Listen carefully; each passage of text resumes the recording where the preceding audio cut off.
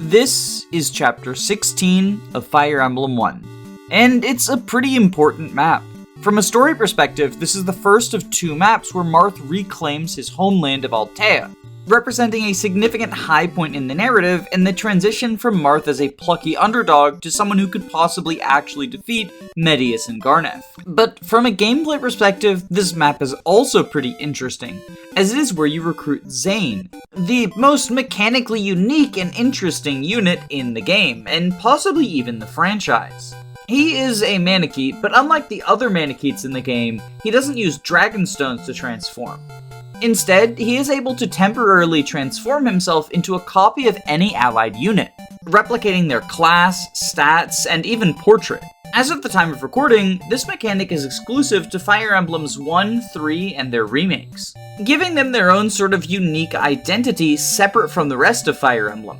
Although, as a complete Tearing Saga simp, I'm contractually obligated to point out that Kaga brought this mechanic forward into his non-Fire Emblem games. And many ROM hackers have also brought the replicate command back from the dead. But Zane isn't the topic of today's video, because Chapter 16 contains another mechanic that modern Fire Emblem has discarded, and it has to do with these two innocuous houses over here. If you visit the one on the right, you get Samson, a pre-promoted hero. His stats are pretty unimpressive, but if you didn't train up Oakmund, Nabarl, Rad, or Caesar, he's a fine addition to your team. On the left, you get Aaran, a pre-promoted paladin.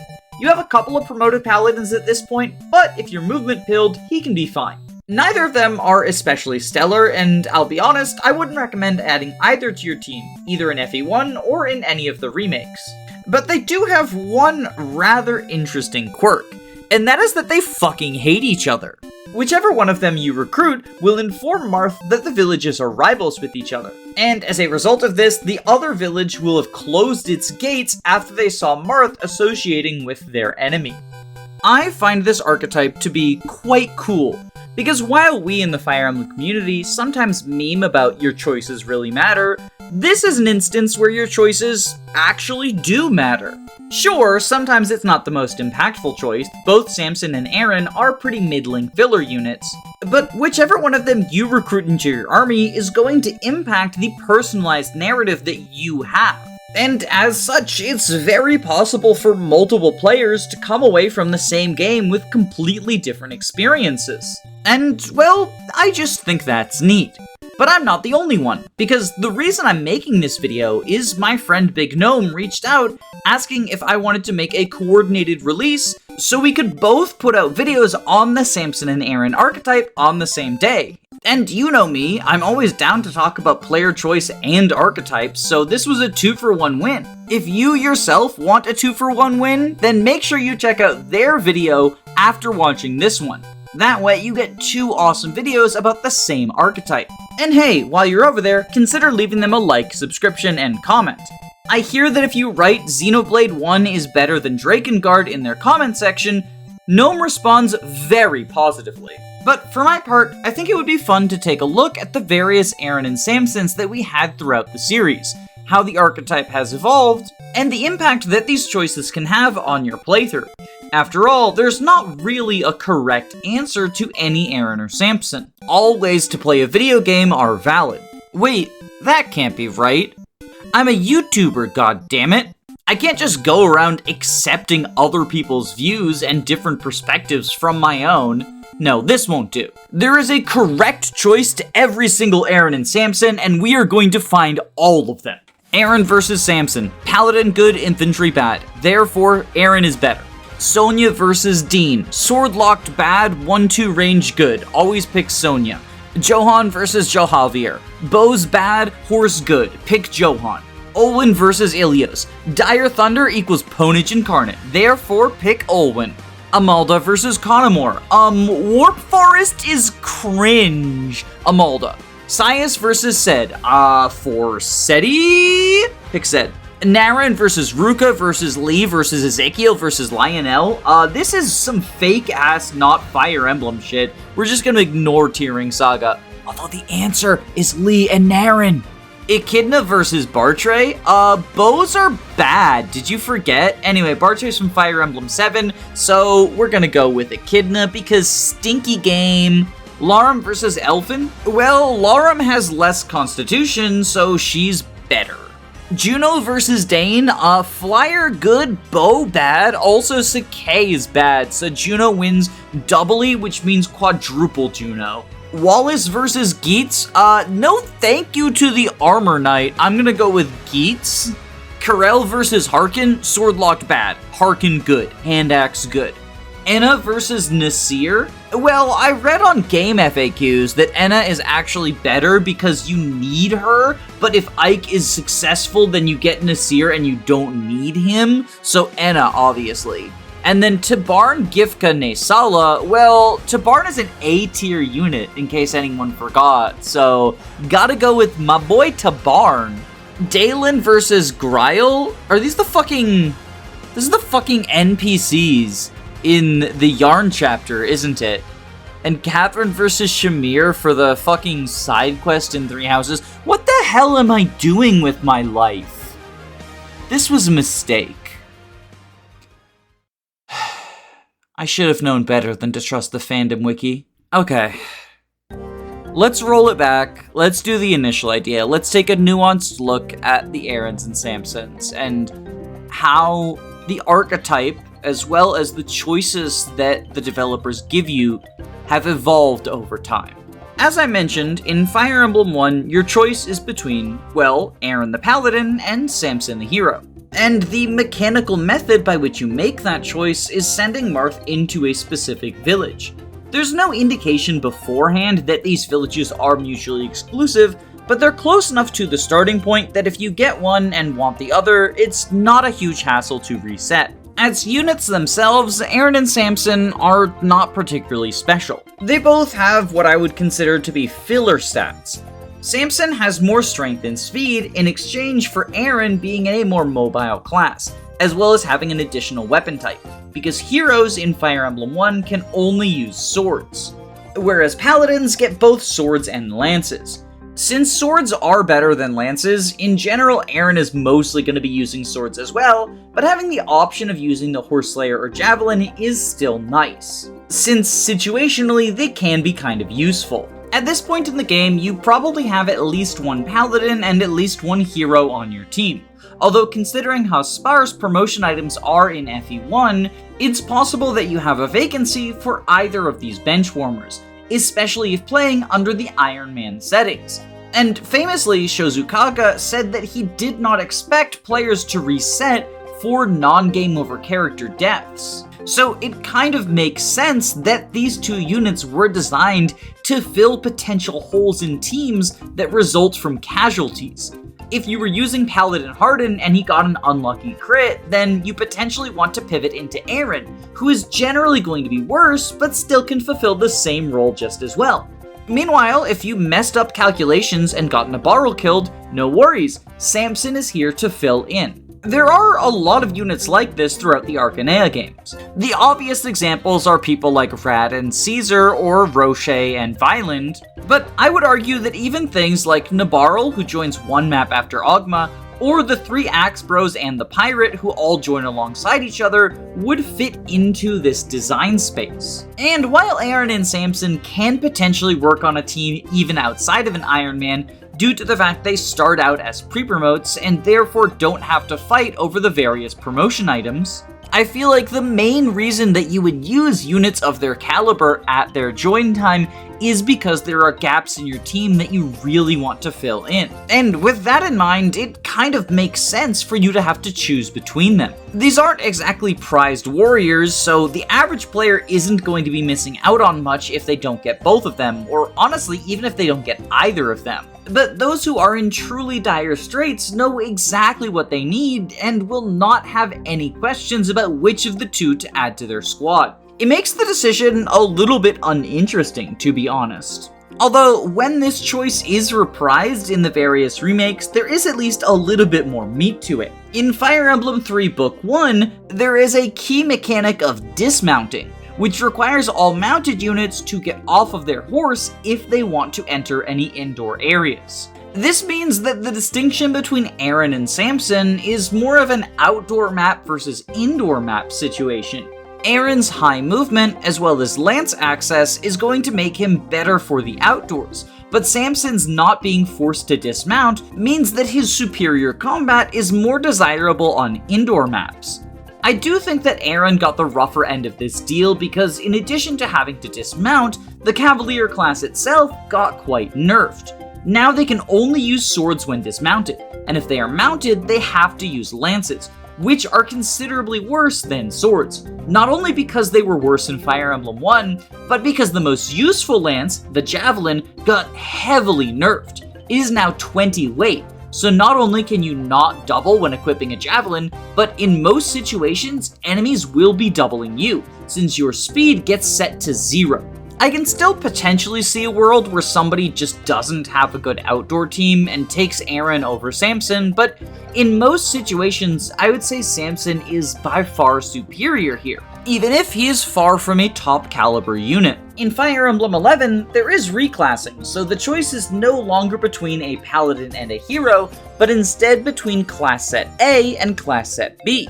Class set A includes Paladin, Draco Knight, Sniper, Swordmaster, Sage, and Bishop. And if you know anything about Fire Emblem, you'll know that in most games, access to Wyvern is considered to be one of the better traits you can have. Meanwhile, Class Set B has General, Hero, Warrior, Horseman, Berserker, and Sorcerer.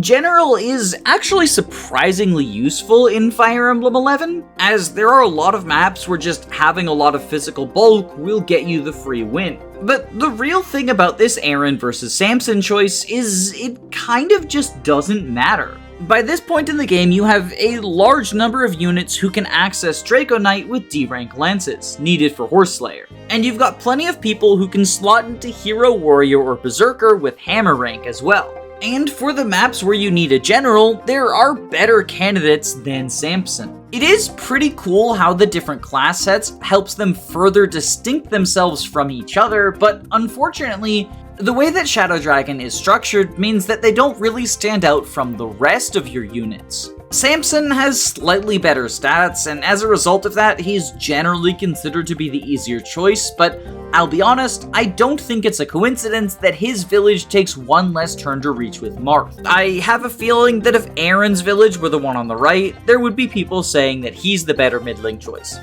Ultimately, Aaran and Samson in Fire Emblem 11 are just kind of a nothing burger. Although, funny enough, we're not done talking about the original duo yet, because they appear in Marth's second adventure, which is portrayed in both Fire Emblem 3 and Fire Emblem 12. Although, this time you don't have to choose between them. Instead, Aaran begins the game as your Jagan, the fan term for a pre-promoted unit that starts out strong and falls off later in the campaign. And if you're interested in hearing about that archetype, I do have an entire video on it, which will be linked below. Samson, on the other hand, is serving the nation of Gra, and it's possible to recruit him with Sheena if you spare all of the Gra soldiers in Chapter 17. He's pretty similar to his first incarnation, just functioning as a late game pre-promote you might want to slot into your army, although his stats have gotten a bit of a glow up. Most notably, his speed is now 19, which is 1 below the cap. And considering the dismounting system of Fire Emblem 3, I don't think it's necessarily far-fetched for people to want to field him as just a new member of their team. It's kind of funny that this implies the canonical choice is Aaran, since Aaran was still serving in Marth's army at the end of Book 1. Meanwhile, Samson was not serving in Marth's army, and instead went and joined Gra during their sort of rebuilding era. Considering that most of the community, myself included, would label Aaran as the worst choice in all 3 iterations of Marth's first adventure, I guess this goes to show that Marth is kind of a shitty tactician. One last thing of note, and then I promise we can leave Archanea, is that you do once again visit the rival villages, and their rivalry has not died down in the 3 years since the first game. However, instead of the villages being tied to recruitable units, instead each one has a stat booster for you. Aaran's village will offer you a Draco Shield, whereas Samson's village will offer you an energy drop. And, as you can probably expect, once you go to one village, the doors to the other one close to you. Energy Drop and Draco Shield are both pretty high caliber stat boosters. Personally, I prefer the energy drop because I tend to play Fire Emblem more offensively, but with a more passive playstyle, you might prefer the Draco Shield. And of course, which one is better will depend on the makeup of your team. If an important unit is slightly defense screwed, then the Draco Shield is probably going to be more appealing. Meanwhile, if someone you care about is strength screwed, then the energy drop can help to patch that up. Once we leave Marth's side and move west to the continent of Valentia, the Aaran vs Samson choice gets a lot more interesting. Both Gaiden and SOV have incredibly small casts. And at this point, Kaga had moved past the idea of everyone Iron Manning the games. So the anti-permadeath feature of revival fountains was included in Gaiden. And in the remake, Echoes, they doubled down on this attitude, adding Mila's turn wheel, which is a way of rewinding time to make up for potentially lethal mistakes. Because of these design changes, the idea of having replacement units all but disappeared. Sure, there are a couple of people who feel like they slot in as filler, such as the late game Sage Noah or the late game healer Tatiana, but even these units fill niches. Est has the highest resistance stat in the game, Tatiana gives you Physic on Alms Route, which Silk, his other healer, is lacking. And while Noma doesn't really have much special going for him, he also serves as a secret character, especially in Gaiden, where he's just in a hidden room in the sewers, hanging out for some reason. What are you two doing in the sewer? We always go in the sewer. Why? Why? There's stuff down there. Yeah, I mean, man, don't knock the sewer until you try the sewer. Because of this overhaul in the approach to unit design, Deen and Sonia don't really feel like replacement units. Instead, both of them are actually statted pretty impressively for mid-game joining units. Deen is a level 5 Myrmidon, which is the middle stage of the physical infantry line in Gaiden. And side by side with his most direct competition in Saber and Kamui, he actually has better stats in almost every area if they are at the same level, only lagging behind in terms of HP. Of course, depending on your tolerance for grinding, it's very possible for Saber, Kamui, or both to be a higher level than Deen by the time Deen joins, but even then, they're likely only matching his stats, so the main advantage is that they can more quickly reach level 10 to promote to the final stage, Dread Fighter. But even in this scenario, Deen slots quite nicely onto your team. Since you can field every single unit you have recruited outside of dungeons, there's not really any downside to having an extra body capable of throwing swords around with decent stats. Well, I guess technically the downside is that you miss out on Sonia, who is basically the magical equivalent of Deen. She starts depressingly underleveled as a level 5 mage. But in Gaiden, your level only really matters insofar as it's the distance you have before you can promote, and female mages need to reach level 20 in order to promote. So while Mei definitely has the level advantage when Sonia joins, neither of them are likely to promote until the end of the game unless you do a lot of grinding. As such, I think looking at their raw stats and spell lists is a more relevant way to compare these units. And in that comparison, Sonia kind of wins. Comparing Sonia to a level 12 Mei, which is being very generous to Celica's retainer, Sonia has an advantage in almost every area. Their attack stats are tied, but Sonia has a significant advantage in terms of skill and speed, and minor advantages in defense, HP, and resistance. Although neither of these units really wants to frontline, especially since they're spending HP on their spells. But speaking of spells, these units' spell lists are very comparable. Both units start with Fire and Thunder and get Seraphim at level 14, although Mei will reach this sooner than Sonia in most playthroughs. That being said, there are some areas where their spell lists differ. At level 9, Mei gets Aura, which is a very hard-hitting spell, although because it costs 6 HP, it should be utilized pretty rarely. Meanwhile, Sonia starts with Excalibur, a highly accurate spell with 20 crit built in. And considering that Gaiden is a game where accuracy comes at a premium, native Excalibur access is a very valuable attribute on a mage. Technically, at level 18, Sonia gets Sagittae, her own nuke spell, but let's be honest, you're not reaching level 18 with Sonia unless you do some grinding. Gaiden is the grinding game, so if you're down for grinding, I guess this is a relevant factor, but Personally, I try to avoid excessive grinding whenever possible. I just don't find it particularly fun. But back on topic, I would say regardless of whether you chose Deen or Sonia, you're adding a competent soldier to your army, and someone who likely outclasses or at the very least meets their direct competition. As such, I think the decision really comes down to whether you would prefer to add another physical unit or another magical one.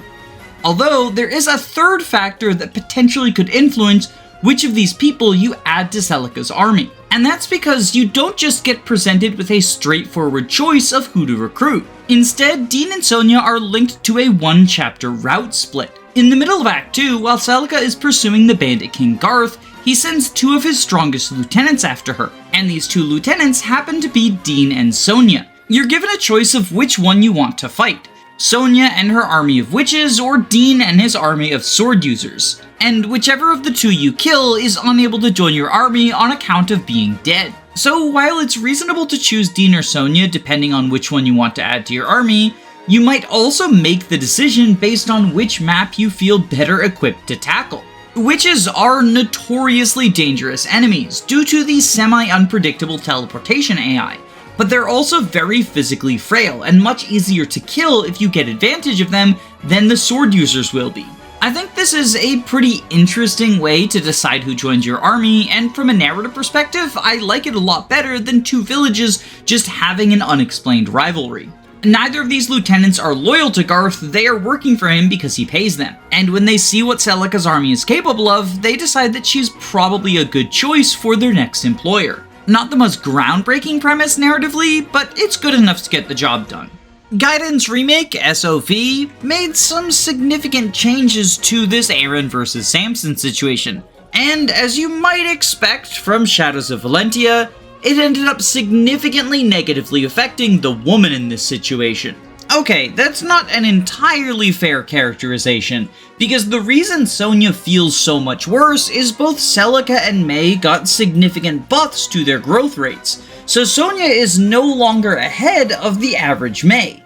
And because promotion level got reduced for female mages, the fact that Sonia joined so late in the campaign at level 5 is now relevant, because May can actually hit the promotion threshold, whereas Sonia is unlikely to do it in a timely manner. So while Deen is still comparable or potentially better than both Saber and Kamui, Sonia is outclassed by her direct competition, although the changes to her spell list potentially help to alleviate this. Her unpromoted spells remain the same, and Excalibur is as valuable in SOV as it is in Gaiden. But new to the 3DS remake are spells that Sonia gets after promotion. At level 5 promoted, Sonia gets Rewarp, allowing her to teleport herself around the battlefield, which can be useful given the large amount of terrain in Celica Act 4. But the real prize comes at promoted level 10, with Entrap, which can yoink a select enemy towards you, allowing you to kill them without overextending the rest of your forces. But I think you can probably see the problem with a unit whose main appeal comes from a level 10 promoted spell. Sonia takes a lot of experience to get to the point where she feels like she's meaningfully contributing to your army, aside from just being a filler unit. I would argue that in most playthroughs, a level 10 promoted Sonia doesn't come online until the post-game. Now, SOV did add a post-game Act 6, where you go across the ocean and discover the origins of Grima from Awakening. So this isn't entirely worthless, but if you just care about beating the main campaign, Deen is pretty obviously the better choice, although I would argue that Sonia's unique spell kit at least makes her more fun. And at the end of the day, isn't that what we play video games for? Well, maybe not if you're an Echoes fan. But the story in Echoes is pretty cool, and Sonia actually plays a larger role in it than Deen does, as Sonia is one of the 3 daughters of Jeddah, the main antagonist of SOV, and the only one who escaped without being brainwashed and turned into a witch. So players who are willing to spare her life get given some cool lore snippets in exchange for not being able to field Deen. But, I mean, Deen drops his Brave Sword anyway, so you can just give that to the Dread Fighter of your choice, and your team probably won't be that much worse off than if you had yet another edgy boy. But Echoes was not the first Fire Emblem game to have an unbalanced choice in its Aaran vs Samson. In fact, it's following in a very long tradition that started as early as Fire Emblem 4, where you had to choose between the two warring cousins, Johan and Johalvier. Both of these axe boys start out as your enemies, but they also both have an unrequited crush on a unit in your army. Either Ira's daughter Larce or her replacement unit Radney. Whichever of them she talks to first will be convinced to join Selif's army. But like a classic Reddit-pilled nice guy, the other one will see that she's talking to some other dude and go full-on incel mode. In fact, my uncle who works at Nintendo told me that in the FE4 remake, they're going to insert a death quote where the rejected cousin has an entire manifesto about Chads and Kyles. Well, I say whichever one doesn't get picked, but for the vast majority of players, that's going to be Johalvier. I know he has his fans, partially because as a character, Johan is just fucking insufferable, and Johalvier being boring is an improvement over that. But when comparing the two of them as units, Johan has a pretty distinct four-legged advantage. You see, there's a reason that most people refer to Genealogy of the Holy War as Genealogy of the Horsey War. Having a mount, especially a grounded mount, is just a huge advantage over the non-mounted units. There are a couple of reasons for this. The first is the size of Genealogy's maps. FE4 has the largest maps in the series, often broken up into multi-castle sieges, so it can be tempting to think about FE4's maps as multiple chapters stapled together. But the difference between one Fire Emblem 4 chapter and 5 chapters in any other Fire Emblem is your units do not change what place they are in between castles that you seize. Therefore, the higher move units are going to pull ahead more and more over time. Because if you have a 2-move advantage on a unit, then on turn 1 you'll be 2 points ahead of him, on turn 2 you'll be 4 points ahead, and on turn 10 you'll be 20 points ahead. So it just keeps snowballing into this huge advantage for the mounts. But that's not the only mechanic that snowballs mounted movements, because Fire Emblem 4 has this unique terrain type called roads. Roads take up 2/3 of a point of movement instead of a full point of move, kind of the opposite of when you move through forests and it takes multiple points of movement. As such, for every 3 tiles you move on road, you get an additional point of movement for free, thus exacerbating the already present problem of horses having more movement than infantry. And even in situations where you don't want to charge blindly ahead into enemy territory, the higher movement is useful on mounted units because they have access to the Canto skill, which means that after taking an action, any action, including using staves and attacking, although weirdly not initiating a talk conversation, they get to use the remainder of their movement to reposition to wherever they want.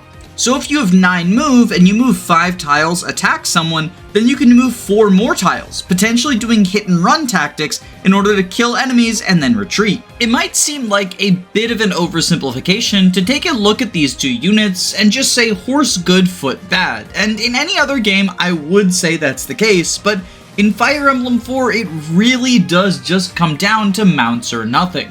And that is especially true when comparing these 2 bozos. You see, not only are both of the Axe Bros incredibly bad, but they're also incredibly similar.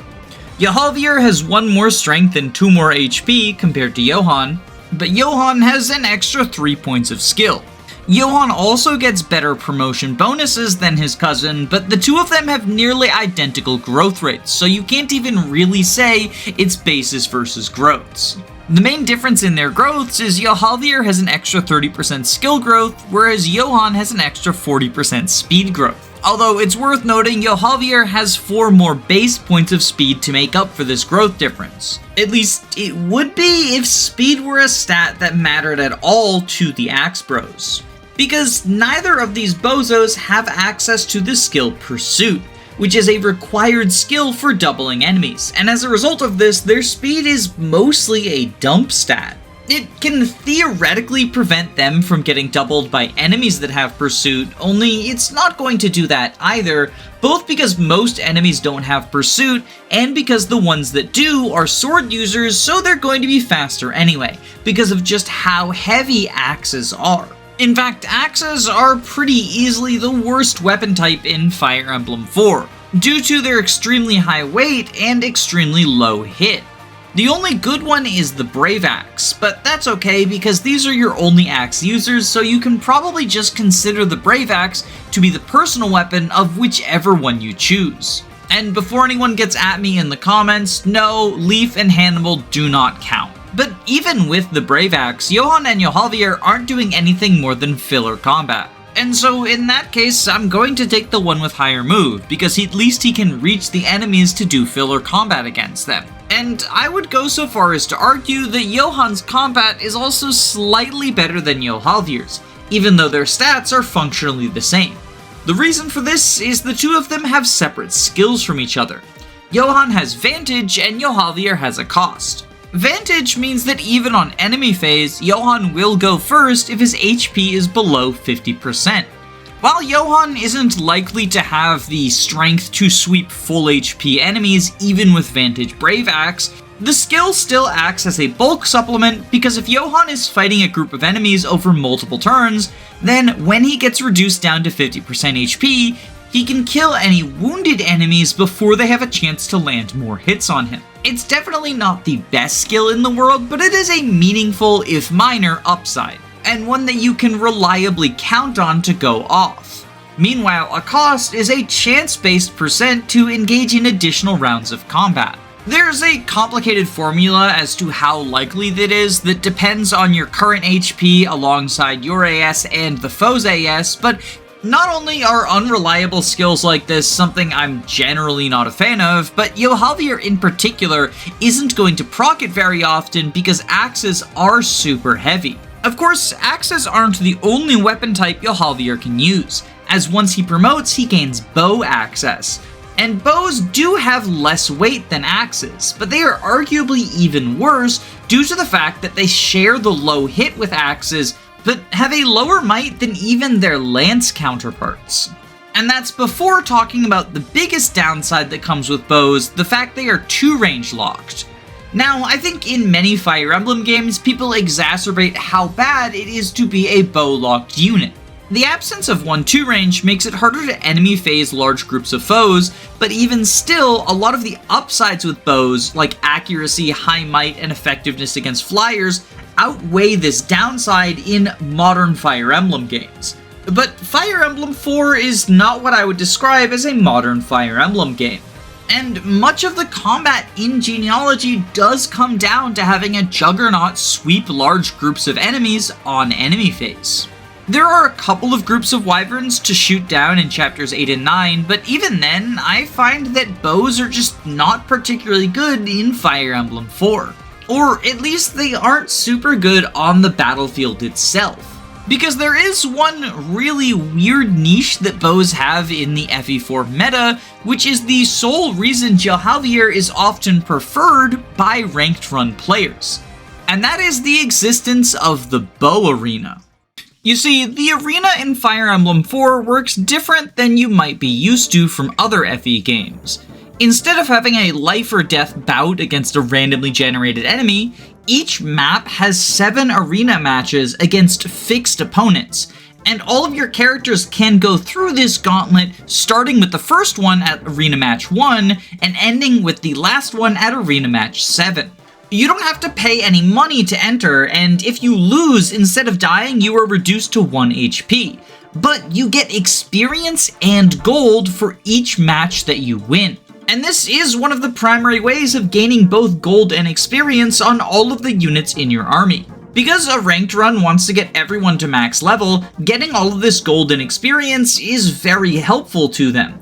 So even if a unit isn't super good on the battlefield, their prowess in the arena can be a legitimate upside in this format. And units with bow access can go into an easier arena than the normal one, called the Bow Arena, in order to get some free wins. You see, enemies will always be able to counter you with whatever weapon you have equipped going into the arena. So if you enter with a sword, they're always going to have a 1-range or 1-2 range weapon. And if you enter with a bow, then they always have to have a weapon that can attack at 2 range. And this can lead to some very interesting situations. For example, if an opponent normally has a Brave Lance, then they suddenly have to use a Javelin instead, which is a lot less threatening. Because of this, Johalvier can weasel his way through arena fights that he has no business winning, as long as he uses his bow. This isn't going to come online until he gets 8 levels on his own to promote, but if you're focusing on pouring experience into him anyway, that promotion is closer than you might think. Still, outside of specifically a ranked run, I don't think bow access on Johalvier makes up for the lack of a horse.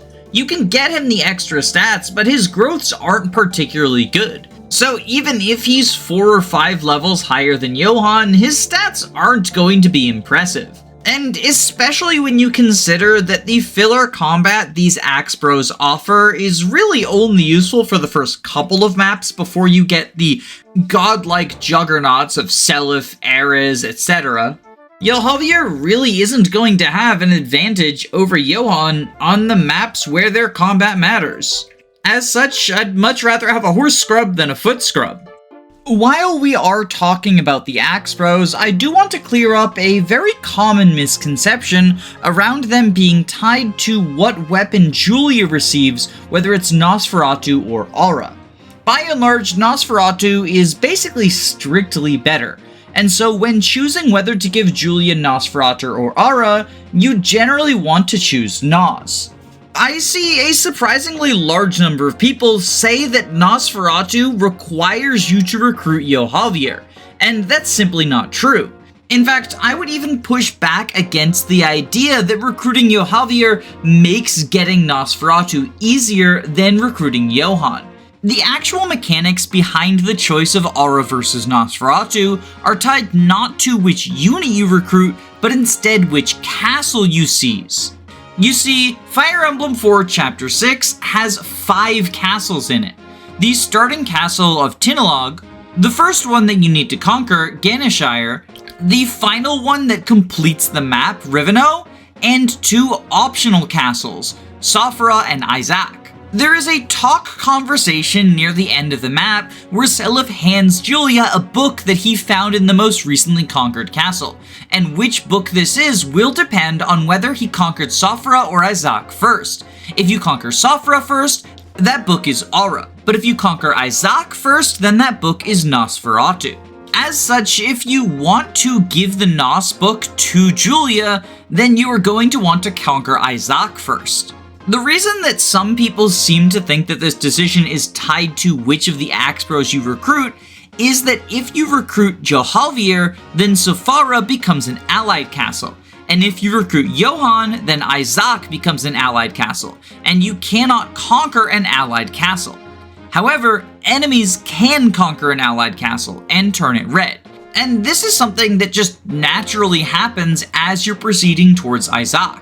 Because at the same time that you are choosing between Johan and Johalvier, there's an additional group of Red Cavaliers charging towards you to intercept your forces, and they go straight past Isaac Castle. If Isaac Castle is allied instead of enemy, they will conquer it before proceeding onwards to you, meaning that even upon recruiting Johalvier, Isaac Castle is naturally going to turn red and therefore be conquerable by Seliph. And this isn't even something that you need to go out of your way to make happen.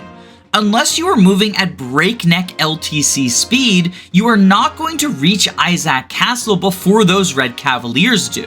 You are not only farther away from the castle than them, but you're also using dismounted units, whereas they are using mounted units and traveling along the road. The funny thing about the Aura versus Nosferatu choice is you actually have to go out of your way pretty extremely to get Aura as opposed to Nosferatu.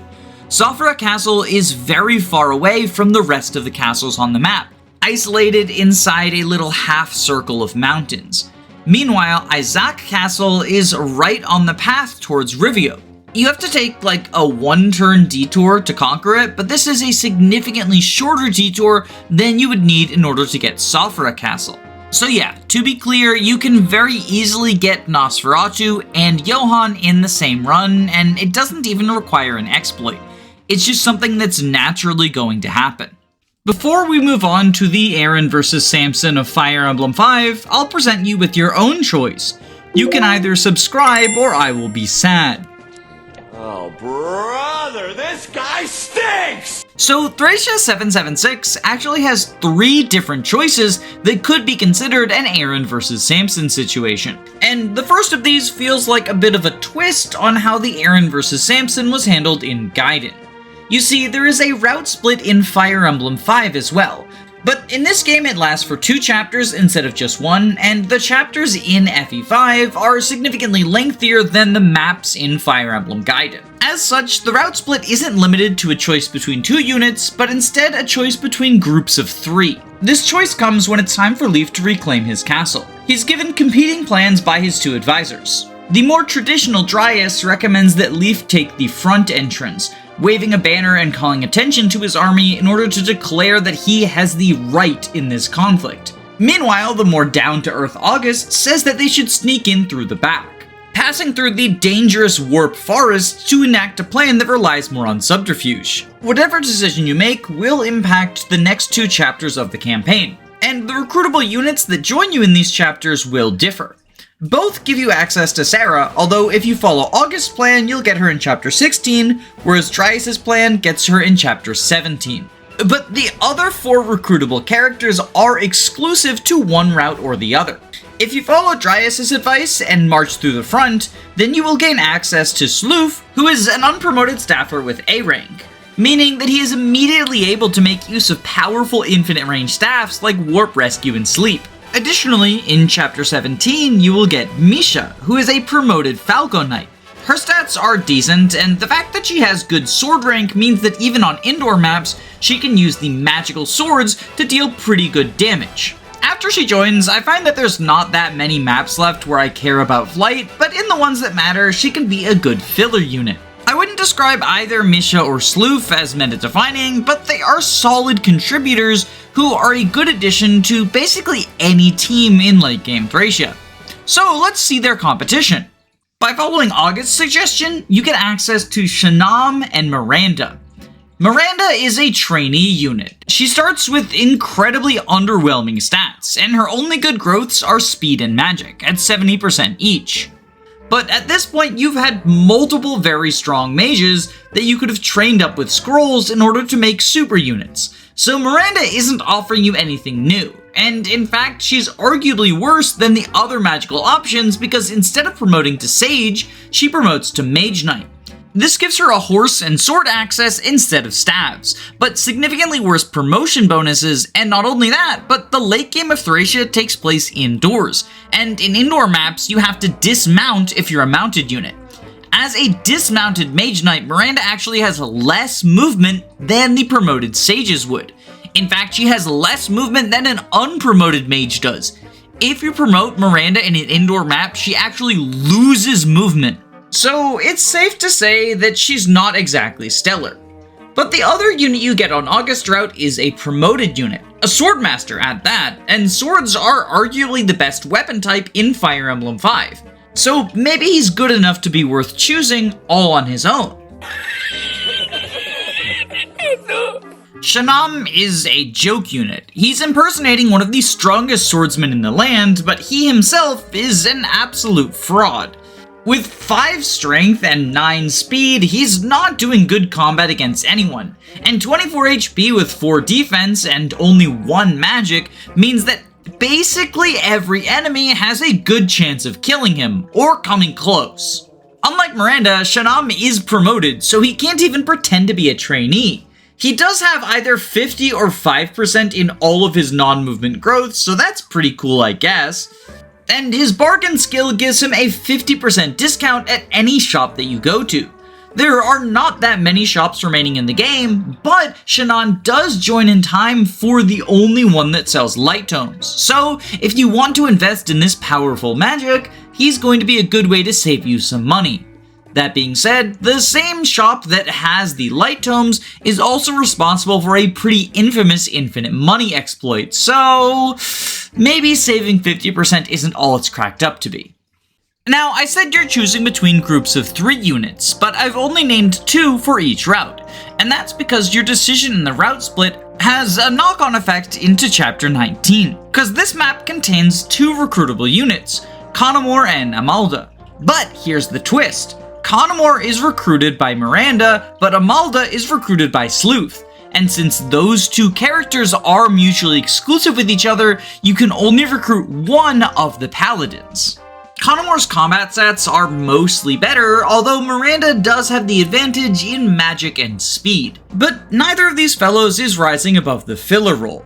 They do both have authority stars, so they are at the very least contributing more than the average filler unit, but at this late stage of the game, mediocre mounted combat just isn't a huge selling point. Amalda is arguably better purely for the fact she has staff access. With C-rank staves this close to endgame, she's never going to be a warper, but she can potentially heal someone if you have a turn you don't need her combat. In case it's not obvious, I think that the units you gain from listening to Dryas are significantly better than the units you gain from listening to August. And this tends to be the common consensus, with most Thracia players recommending that new players go A route for a better set of units. Although, weirdly, these 6 units are not the only ones whose recruitment are tied to which path Leaf chooses to go in Chapter 15. Because the Mage Knight Illios is also a recruitable unit who joins Leaf's army if you listen to Dryas' advice. But the reason I didn't talk about him in this most recent Aaran vs Samson is he actually is in his own weird exclusivity role with the Mage Knight Olwen. Okay, so this might be one of the most peak Thracia is weird moments, but in the optional Chapter 11X, you can recruit the promoted Mage Knight Olwen. She's the member of a minor noble family of Frege who was betrayed by her commanding officer, thrown into prison, and joins up with Leaf once he rescues her from the dungeon. Her base stats are pretty unimpressive, especially when you consider she's a promoted unit, but she makes up for this to a degree with her personal weapon, the Dire Thunder, which is the only brave tome in the game. And she's only 20 combats away from being able to use the Bolting Tome, an impressive feat that is difficult for your other mages to reach on time. But she's weirdly, secretly part of an Aaran vs Samson as well. You don't make a choice at the time that you recruit her, but if you choose to go A route, there is another recruitable Mage Knight, Illios, who is mutually exclusive with her. He has significantly better bases than her, especially when it comes to bulk, and hilariously, they actually have identical growths. But Illios' stats aren't his only advantage over Olwen. He also has 2 very useful skills, those being Miracle and Soul. Soul gives you a skill % chance to recover HP equal to the damage that you deal anytime you land an attack. Considering that Illios has 10 defense and 40 HP, which are impressive numbers for Thracia, he wants to do a lot of enemy phase tanking with his 1-2 range tomes. And so Soul allows him to prolong that even further, especially since he's hitting on enemies' magic stat, which is typically the lower defensive stat for physical units. Yes, magic is a defensive stat in Thracia. It's functionally the resistance stat, although it also contributes to things like staff healing and the damage you deal with tomes. Thracia is weird, have I mentioned that yet? Miracle, on the other hand, is a chance to dodge every lethal attack in a round of combat, and it has a 3 times your luck % chance to proc. With Illios' base luck, that is a 42% chance. And while ideally you should never put yourself in a situation where you're facing lethal attacks, the combination of Miracle and Soul together allow Illios to take on huge swarms of enemies with relative safety. He's likely to proc Soul quite a few times, and even if he doesn't, at base, Miracle is nearly a coin flip to survive a round of combat for another chance at souling. All in all, Illios is a pretty powerful unit to add to your army. And you can do just that by having Karen initiate a talk conversation with him. However, for an unexplained reason, this talk conversation is not available if Olwen is alive and in your army. As such, unlike other Aaran vs Samsons, you can actually recruit both of these units, but you have to kill Olwen off before you can recruit Illios. She can die on the map that he joins, and in fact, I've had him kill her before, but he simply refuses to talk until she's 6 feet under. It's really weird. There's no explanation. He doesn't have any sort of grudge against her family. There's a line of dialogue where he talks about disliking nobles, but there are plenty of nobles in Leif's army, including Leif himself. I don't know, maybe Kaga just thought that mage knights were too powerful to give the player 2 of them. But even that can't be true because Miranda exists. Personally, what I like to do is use Olwen during the mid-game, where her Dire Thunder is useful enough to make up for mediocre stats, and then kill her off so I can recruit Illios as my go-to mage knight. But I understand that some people don't like killing off blue units, and Olwen does technically get an additional PRF later in the campaign. It's a sword, so it's not very good on a magical unit, but she does technically get it. The last pair of exclusive units in Fire Emblem 5 are Ced and Sias, these so-called Christmas Gotohs. By default, the Bishop Sias joins your army in Chapter 23 as a blue unit. He's trying to escort some green children away from the Loptus cult who is hunting them. As one of the last recruits in the game, he needs impressive stats to have a shot at being fielded, and Sias does not disappoint. His magic is 18, only 2 away from the universal cap of 20. His speed stat of 12 is actually pretty unimpressive in my opinion. He's going to have trouble doubling enemies, but some of the slower ones he might be able to, and 12 is at least high enough that he's not going to be getting doubled himself that much. One other notable quality about Sias are his weapon ranks. He has A-rank staves and A-rank light magic, which means he's very capable of nuking enemies with his high magic, or using any of the powerful high-rank staves, most notably Warp. Sias is going to be far from your only warper or magic user, but that's okay. In late game Thracia, you often want as many of them as you can afford. And the fact that Sias has 3 authority stars is also relevant. Each authority star universally increases your hit rates by 3%. So simply by being deployed, Sias will increase the hit rates of every single unit in your army by 9%. 9% extra hit is not a huge deal, but it is a genuine upside and can potentially make the difference when choosing between him and another filler staffer. But you're not just choosing between Sias and your other staffers, because Sias is an exclusive unit with Ced, one of the strongest late game joiners in the franchise. Ced is a sage with almost strictly better stats than Sias. His most notable leads are in his bulk, with 32 HP and 9 defense compared to Sias's 23 and 4. But he's also 4 points faster, meaning that he's going to double more people than the High Priest could. Well, actually, this is a bit of an understatement, because Ced has a personal weapon that ensures he doubles literally everyone in the game: Forseti. Forseti is a 20 might tome with 90 hit that grants 20 skill and 20 speed. For anyone who hasn't played Thracia themselves, 20 is the universal stat cap in this game, so it's adding a full capped stat to your skill and speed. This means that with Forseti equipped, Ced is going to double every single opponent. Not only that, but the huge increase of speed is also a bulk boost, since it gives him a very significant avoid stat. Now, I wouldn't recommend pure dodge tanking in Fire Emblem 5 due to the fact that it uses the 1RN system, but on a unit like Ced, who is reasonably bulky anyway, the high avoid will just add to his ability to enemy phase large swaths of foes. But perhaps the most insulting part about Ced's kit is the fact that his weapon ranks are just better than Sias's. Even though Sias has the perfect A rank in light and staves, Ced does as well, and he also has the ability to use any of the elemental magic spells. So even when it comes to clicking the funny warp button, Sias doesn't have a monopoly on that. Ced is just as capable of initiating a warp skip as Sias is. It makes this decision super one-sided in Ced's favor. There are only 2 minor advantages that Sias has over Ced. The first of them is his authority stars. Sias has 3, whereas Ced only has 1. So while Ced improves the hit rates of every unit on the field by 3, Sias improves the hit rates of every unit on the field by 9. This 6% difference isn't much, and I'll be honest, I don't think it makes up for the difference in their combat capabilities, but it is something that the Copers can cling to. The other advantage that Sias has is that his recruitment is technically optimal within an LTC setting. You see, in Chapter 23, the same map where Sias joins, there is an event that leads to Ced joining. You see, there is a zone of tiles around the Seizable Castle that if you end your turn with a blue unit inside of one of them, Ced will spawn and kill the boss, Alpharad, then take the throne himself as a green unit. He will stay on the throne until Leif talks to him, which is where he gets recruited as a blue unit.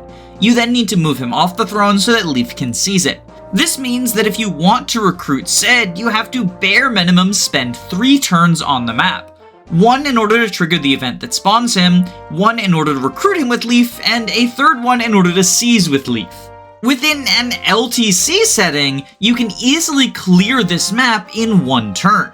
So, if you are LTCing, recruiting Ced costs you turns. And recruiting Ced is what determines whether you keep Ced or Sias, because at the end of the map, if Ced has joined your army, Sias will leave you forever. As a side note, if you are planning on recruiting Ced, then you should take all of the items out of Sias' inventory, so that you don't lose access to them, because they are not automatically sent to the supply.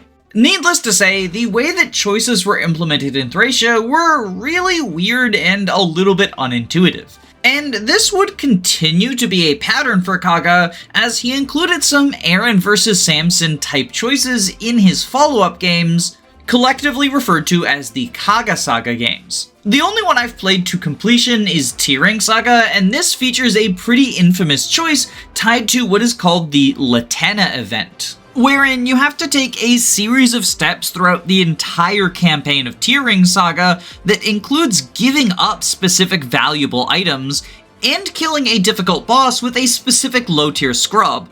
And all of this is so that you can recruit the staffer Latena instead of her counterpart Rebecca, who is also a staffer. In my opinion, the funniest thing about the Latena event is that Rebecca is arguably better than Latena anyways, as not only does she start with the summon skill instead of needing to learn it through level up, but also Latena herself can potentially permanently leave your army and even take one of your other units with her if you don't fulfill a further requirement of recruiting her brother, who is part of his own Aaran vs Samson situation. You see, in between chapters 1 and 2, you will be given the choice to recruit 1 of 4 possible units. The 2 units who are strongest on the surface are Lee and Naren. Naren is a trainee cavalier who has an incredibly busted promotion that's not too far away. Meanwhile, Lee is a pre-promoted bishop, and he is the only unit in the game with access to both staves and offensive magic. And as a bonus for recruiting Lee, he has a secret event where he gives Plum her personal staff. The other 2 units definitely look less impressive than these counterparts. You have Ruka, who is an archer with pretty underwhelming stats, and Ezekiel, who is an axe fighter that is similarly disappointing looking. The main appeal to both Luca and Ezekiel is the ways in which they are tied to events that affect other characters. Ezekiel is Latena's brother, and so if you recruit him, he is able to convince her not to leave your army. Meanwhile, Luca is the brother of Raquel, a very powerful early recruit sniper whose main downside is she is unable to kill human enemies, due to the fact that she's taking a vow of pacifism. If you recruit Luca, then there is a secret event where he dies and allows her to break her vow of pacifism. Not only that, but Luca is capable of getting a handbow that has 50 kills on it through an event in Chapter 4. And in this game, similar to Fire Emblem 4, weapons track how many kills they have on them, and they get more powerful based on how many kills you've done. Now, initially you can only recruit 1 of these 4 units into your army, but interestingly enough, later on there's an event where you get an opportunity to recruit 1 of the leftovers, as Holmes has a secret optional event where he himself can pick from 4 units. The first 3 are going to be whoever you rejected in the first choice, but the 4th is a newcomer, Lionel, who is a lance fighter with increased movement, as well as a pretty high move growth. I do find the idea of picking 2 units out of 5 to be a really cool concept. Not only that, but I think it's cool how the units you're choosing between tie into the overall story of TRS as well. Luca and Ezekiel being explicitly tied to the arcs of other characters is something that you don't often see from the Aarans vs Samsons in vanilla Fire Emblem. The biggest counterexample to this is Elfin from Fire Emblem 6, A character who is so important to the main plot that even if you go with his counterpart, Larum, Elfin joins your forces just behind the scenes. You can't ever field him, but he is still canonically traveling with Roy and talks to you in multiple cutscenes. But I'm getting a bit ahead of myself. Let's talk about the way that Fire Emblem 6 handles its Aaran vs Samsons. Because once again, it is doing the route split thing that Thracia did, but the way in which the route is determined is a little bit more archaic. Rather than being presented with an explicit choice, the game determines which route you're going to go on its own based on some actions you take unrelated to the story. The first of these splits happens during the Western Isles portion of the campaign. In Chapter 9, there are two villages side by side in the north of the map. The one on the left contains a killer bow, and the one on the right contains a restore staff. Much like the villages in Chapter 1, entering one village shuts you out from the other one, although there's no in-world explanation as to why this is. You simply enter one village and both gates close. There's not even a bit of throwaway dialogue about how the villages are rivals with each other. It just sorta happens. And what's more, which of these rewards you get will determine which side of the route split you go on. Because there are two versions of chapters 10 and 11, referred to as A route and B route. If you visit the house that has a killer bow, you will go A route, sometimes called Echidna route, since Echidna is one of the exclusive units to this route. And if you visit the house that has a restore staff, then you will go B route, sometimes called Barcher route, because he is one of the units who is exclusive to this route. If, for whatever reason, you don't visit either village, the game will default you to Echidna route. And since I've talked about the two flagship units linked to this route split, let's compare Echidna and Bartre to each other. Echidna is a speedy hero who is held back somewhat by her lackluster constitution. Although if she's given the body ring, or just uses lighter weapons like swords, she can do really good combat against hordes of enemies. But perhaps a more valuable niche she has than chucking hand axes at foes is the high accuracy Echidna offers as a potential boss killer. Swords are the most accurate physical weapon type in the game, and her 19 base skill stat is truly absurd, allowing for accuracy to rival the likes of Rutger and Fear, albeit without the ever-helpful crit bonus that those two offer.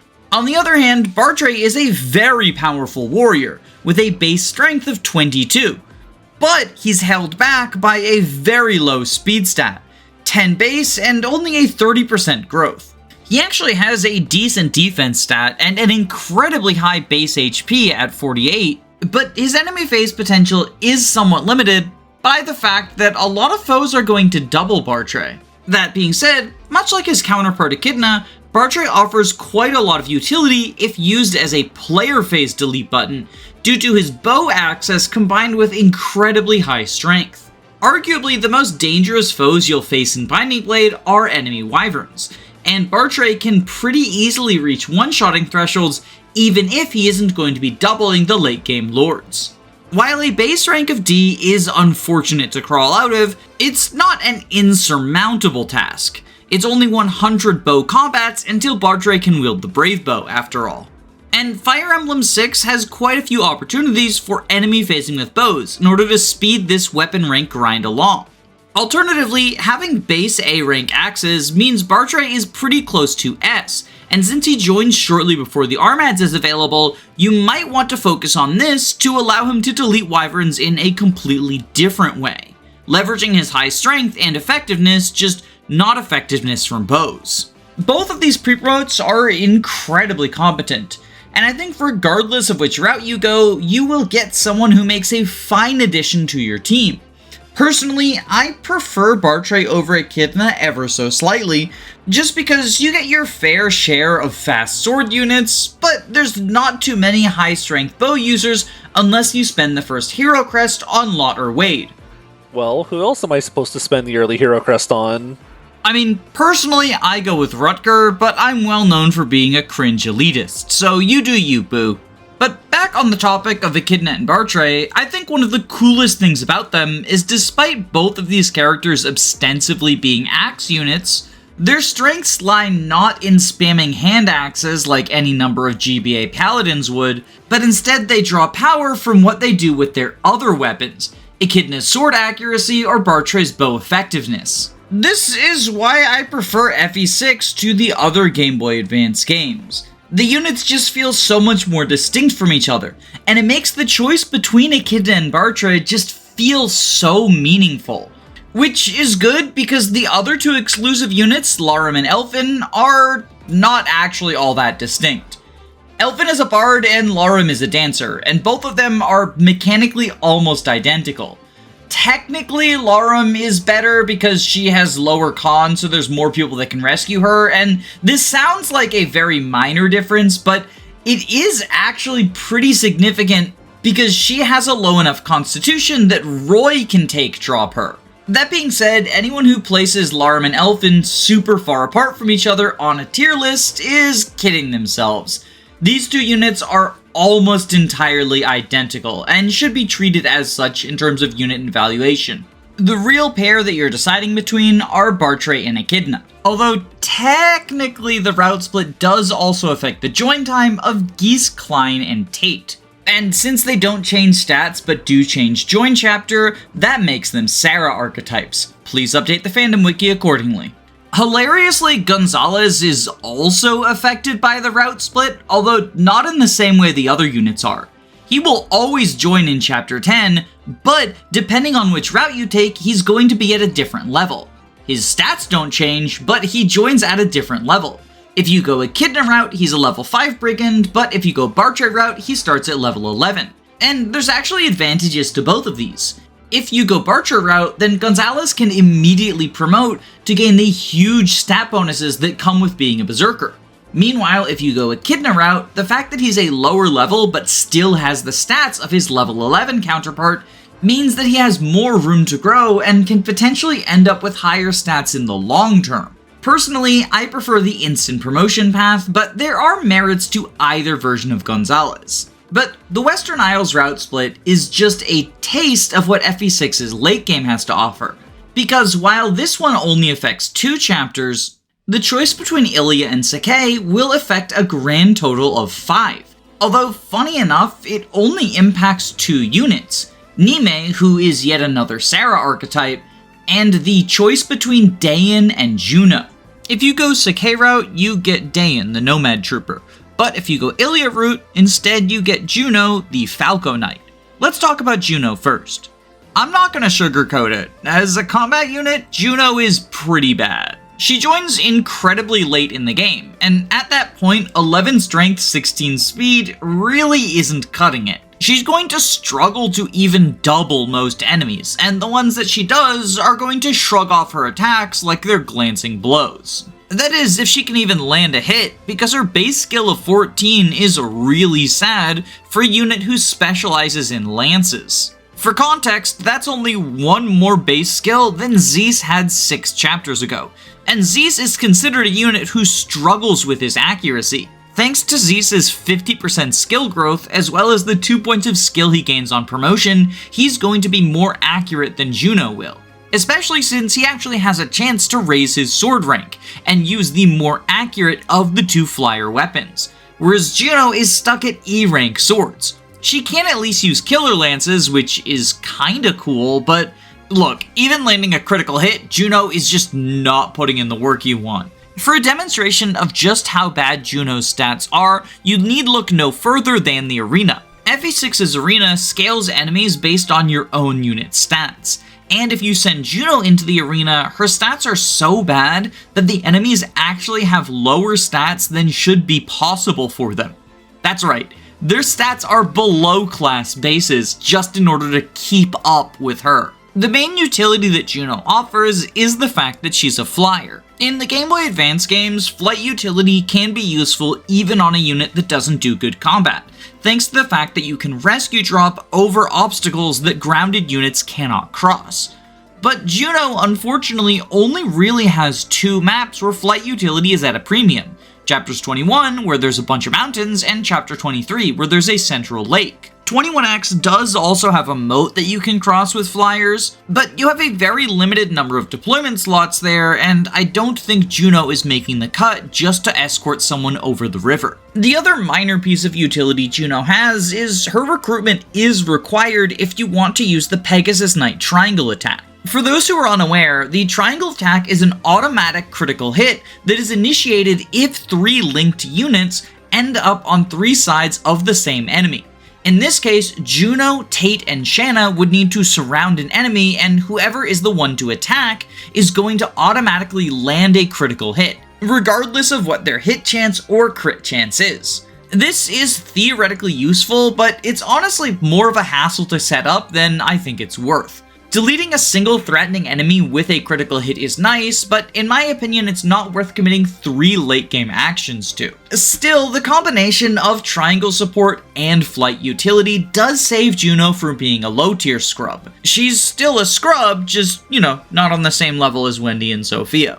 On the other hand, her counterpart, Dayan, is what I would describe as the platonic ideal of a late game pre-promote. His stats are good enough to be a very competent filler unit, but not so overpowered as to outshine your training projects.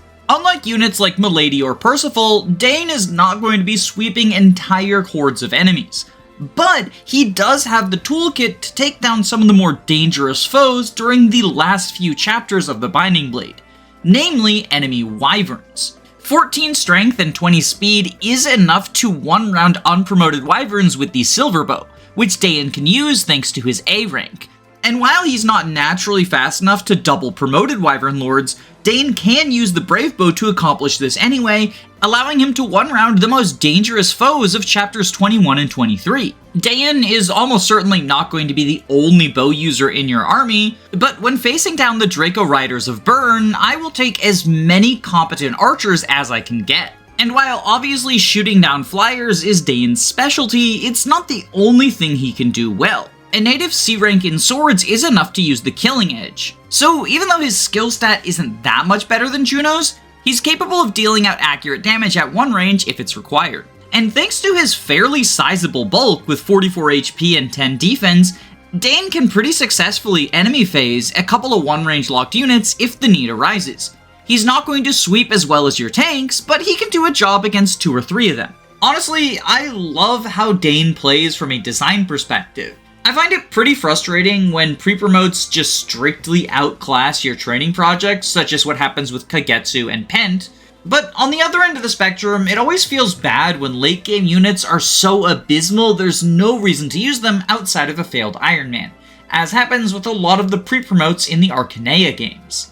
Shin is unlikely to be statistically superior to your other trained nomads, but he's still good enough to see deploy alongside them.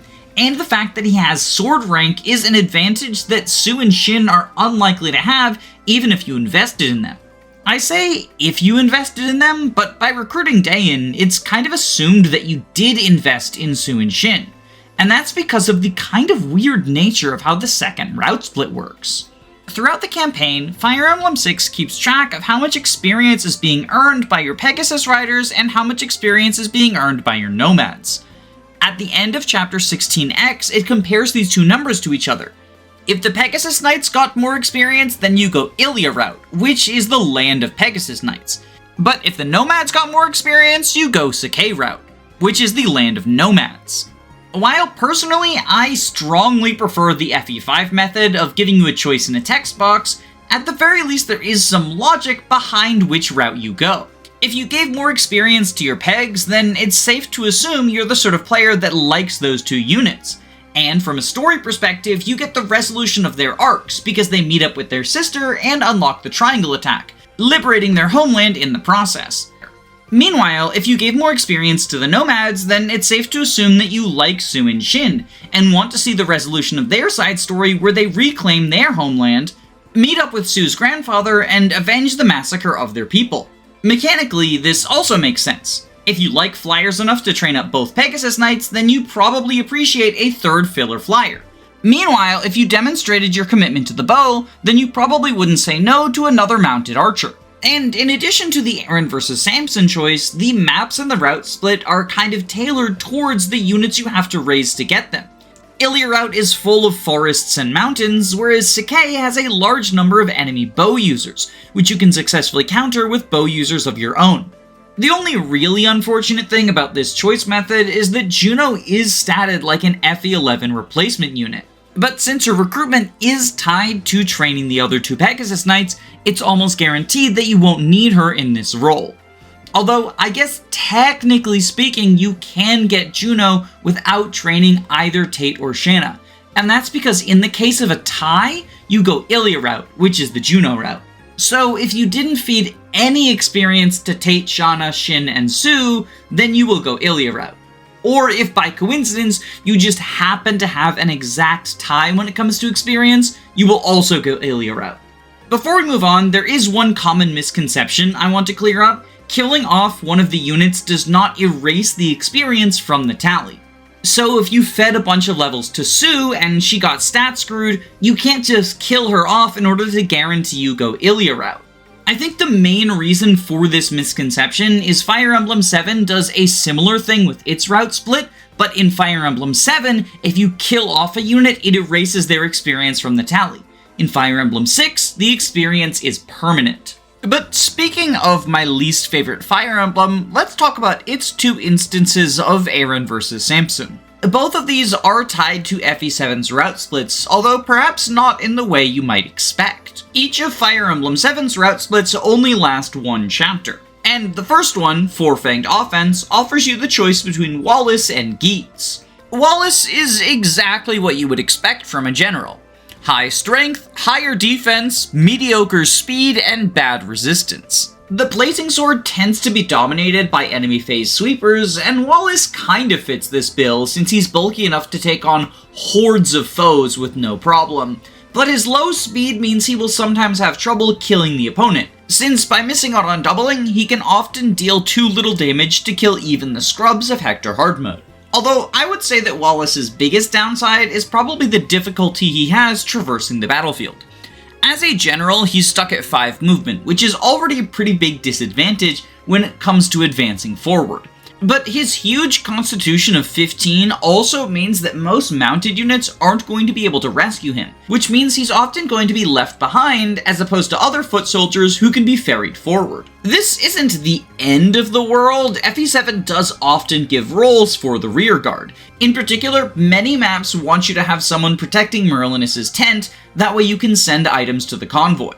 And Wallace is pretty well suited for this job, especially if you didn't train up Oswin, the game's other armor knight. But unfortunately for the Bald Behemoth, his competition is another infantry unit who is significantly stronger.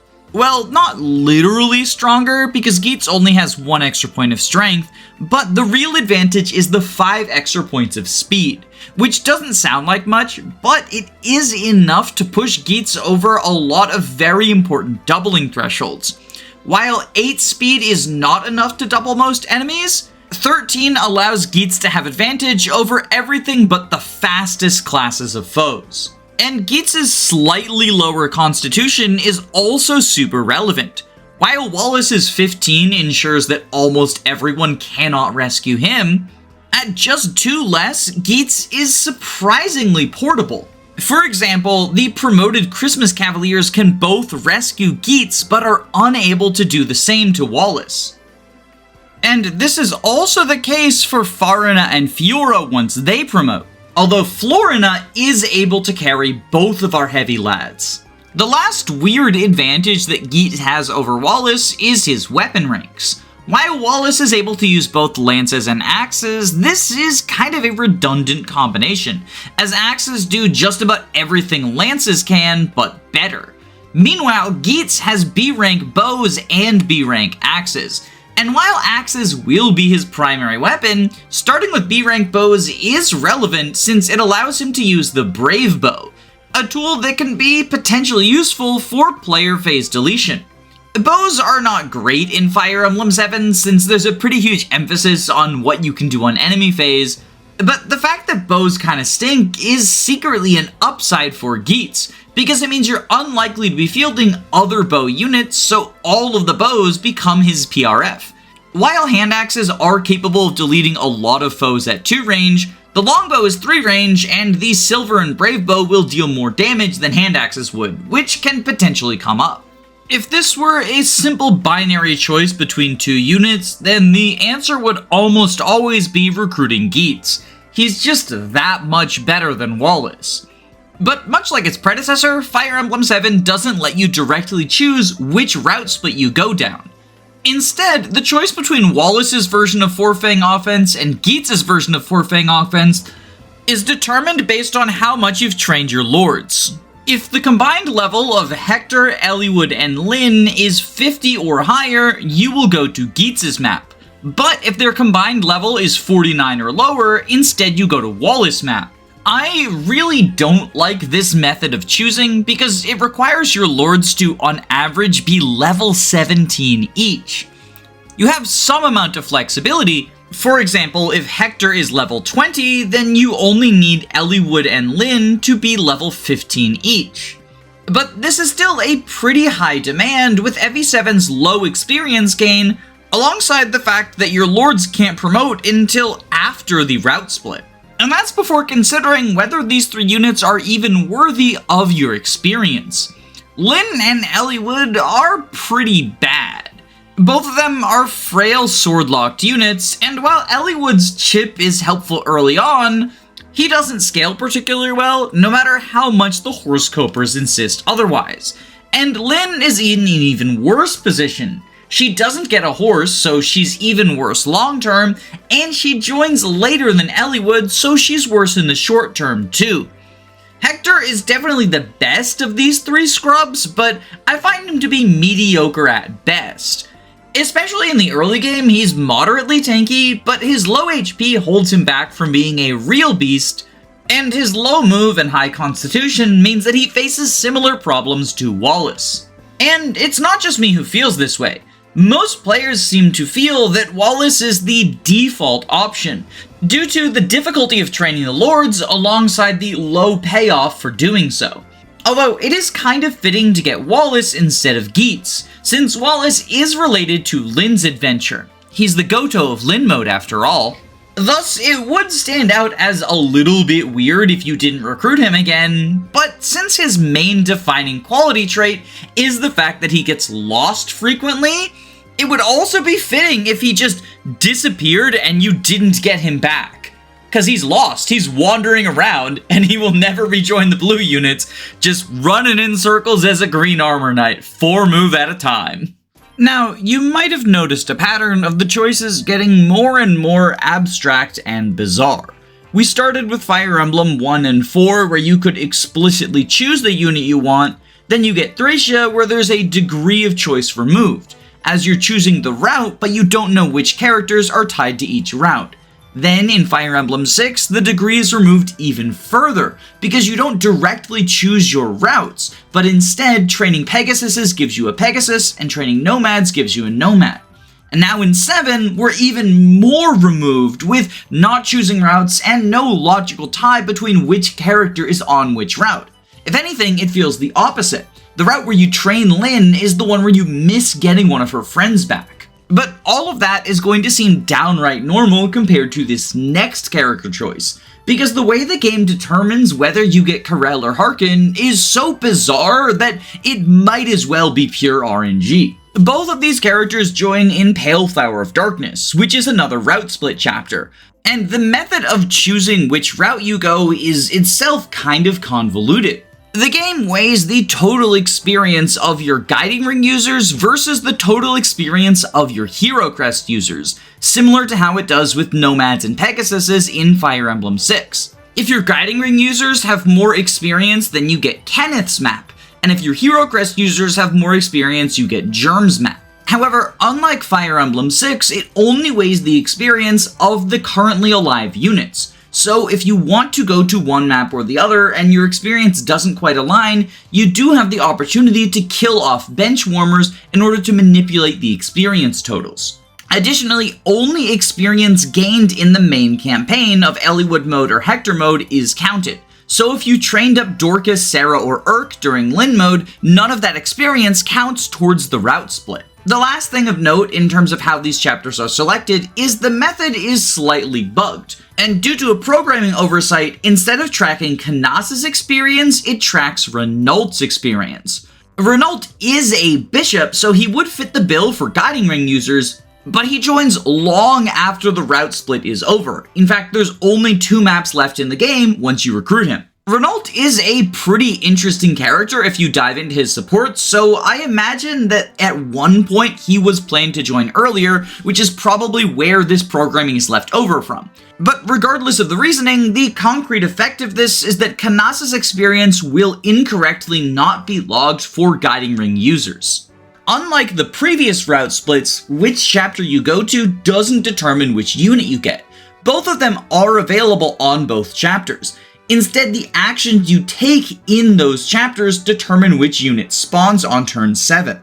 On Germ's chapter, the method of choosing which unit spawns is checking how many doors you've unlocked on turn 7. If you opened 3 or less, you get Harken, the hero, but if you opened 4 or more, you get Karel, the swordmaster. This recruitment method might seem random, but if you dive into the sport logs, it actually makes a lot of sense. You see, Karel had a traumatic experience where a closed door murdered his entire family. And as such, if there are too many of them in one location, he'll have a trauma response and freeze up. Harken, on the other hand, is allergic to swordmasters, so if Karel is on the battlefield, Harken will go into anaphylactic shock and be unable to join you.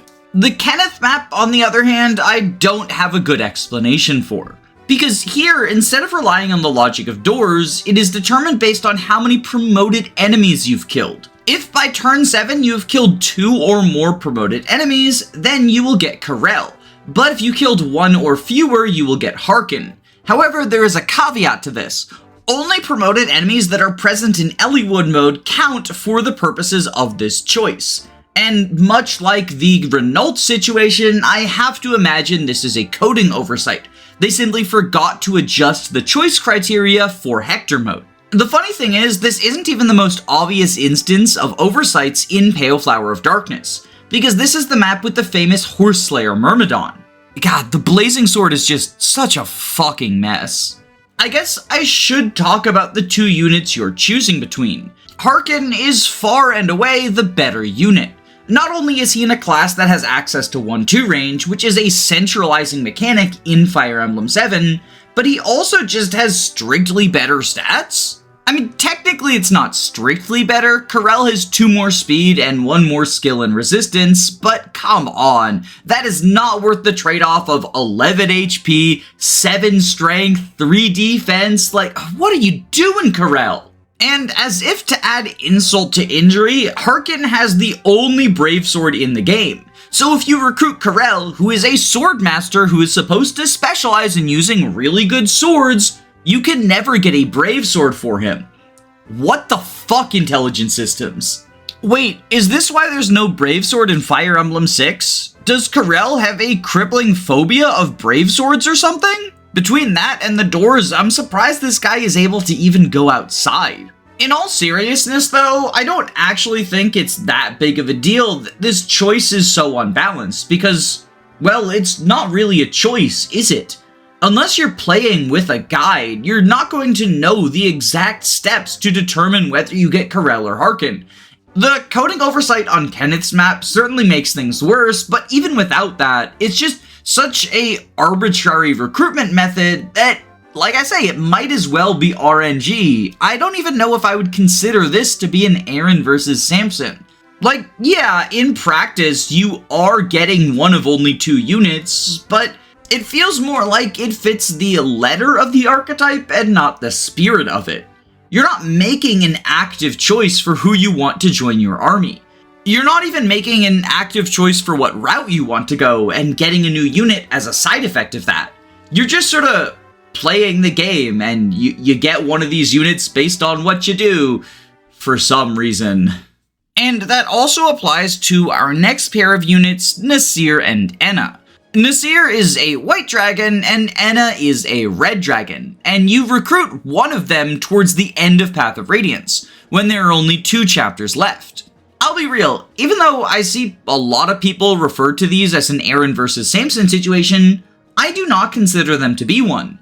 And the reason for that is the way the game determines which dragon you get isn't a strict choice you make, like in the old games, or even a series of arbitrary decisions like in the Game Boy Advance ones. Instead, you are given Nasir, the stronger dragon, if you succeed at killing the Black Knight, an optional super boss, but you are given Ena, the weaker dragon, if you retreat from the Black Knight without killing him. As such, it's pretty clear to me that getting Nasir over Ena is meant to be a reward. And so while this choice is even more unbalanced than Karel vs Harken, I think it is justifiable for the same reason as Karel vs Harken. It's not a choice. But while we're talking about the dragons, I want to take a moment to air my own personal disagreement with a common narrative I see thrown around about them and the Black Knight fight. I've heard a lot of people say that the recruitments of Nasir and Ena should be swapped, because Nasir would be given to you if your Ike was too weak to fight the Black Knight, and Ena, the weaker dragon, would be given to you if Ike was strong enough. And I'll be real, this logic makes absolutely no sense to me. If you got the stronger unit for not even attempting to do the Black Knight fight, then who's going to try to kill the Black Knight? Unless you're doing it purely for story reasons, there's no reason to engage in this fight.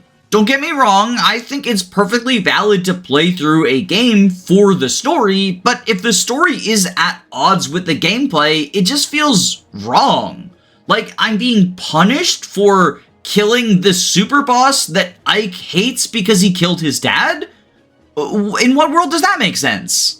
The argument goes that Nasir and Ena are meant to be anti-softlocks, and Nasir is better at killing the final boss than Ena, so if your Ike is struggling, you probably need Nasir to kill the final boss. But with Wrath and Resolve, Ena is capable of one-rounding Ashnard in a 0% growth setting. So I still don't agree with the logic that you should get the stronger dragon for accomplishing the less impressive task. Although, speaking of the anti-softlock measures in Path of Radiance, let's talk about the 3 Laguz Royals. In the final map of Path of Radiance, Repatriation, you are given the option to call for help from Gifka, Tabar, Nesala, or no one. Each of these units have incredibly high stats, and Tabar and Nesala also have the benefit of flight. But perhaps the most standout trait of the Royals is they are capable of damaging the final boss, Ashnard, who otherwise can only be hurt by whichever dragon you recruited and Ike wielding the Ragno.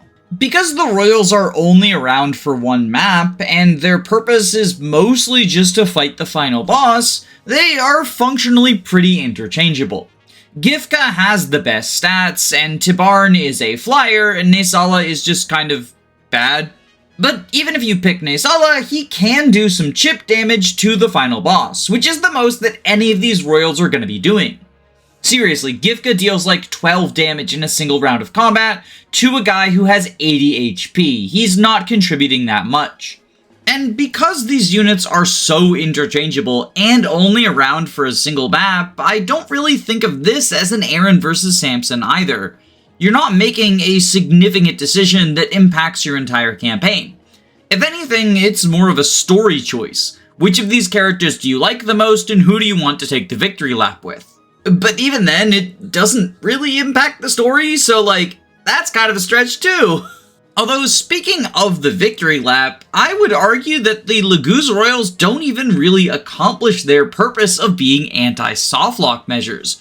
Not only because they deal so little damage to the final boss that his renewal can threaten to outpace them if they aren't attacking on both phases, but also because for some bizarre reason, on Hard and Maniac mode, they were nerfed even further to not show up to help you fight the final boss until you already killed the final boss. You see, in Fire Emblem 9, Hard mode and Maniac mode, Ashnard has 2 phases. After you kill him once, he self-revives with identical stats except for 20 more HP, and you have to kill him a second time. and it is only after you kill him the first time that you are able to summon one of these Laguz Royals to deal a little bit of extra chip damage. The problem should be obvious. If you've already proven yourself able to kill the final boss, you don't need the anti-softlock measure. And if you are in such dire straits that you can't kill Ashnard without the help of the Royals, well, too bad, you can't get them until you kill Ashnard. I guess the idea is it does make things harder, and technically it does, but it makes things harder in the most obtuse and stupid way possible. Although, I guess that was kind of the trend at Intelligent Systems when designing the Tellius games, because hard mode of Radiant Dawn removes enemy ranges. Yeah, let's just throw quality of life away as a difficulty feature, why not? But that's not the only thing Radiant Dawn removed, because Fire Emblem X allowed you to recruit every single unit in the cast in a single playthrough, functionally eliminating the Aaran vs Samson archetype. And outside of remakes, this hasn't come back since. At this point, I think it's fair to call Aaran vs Samson a dead archetype.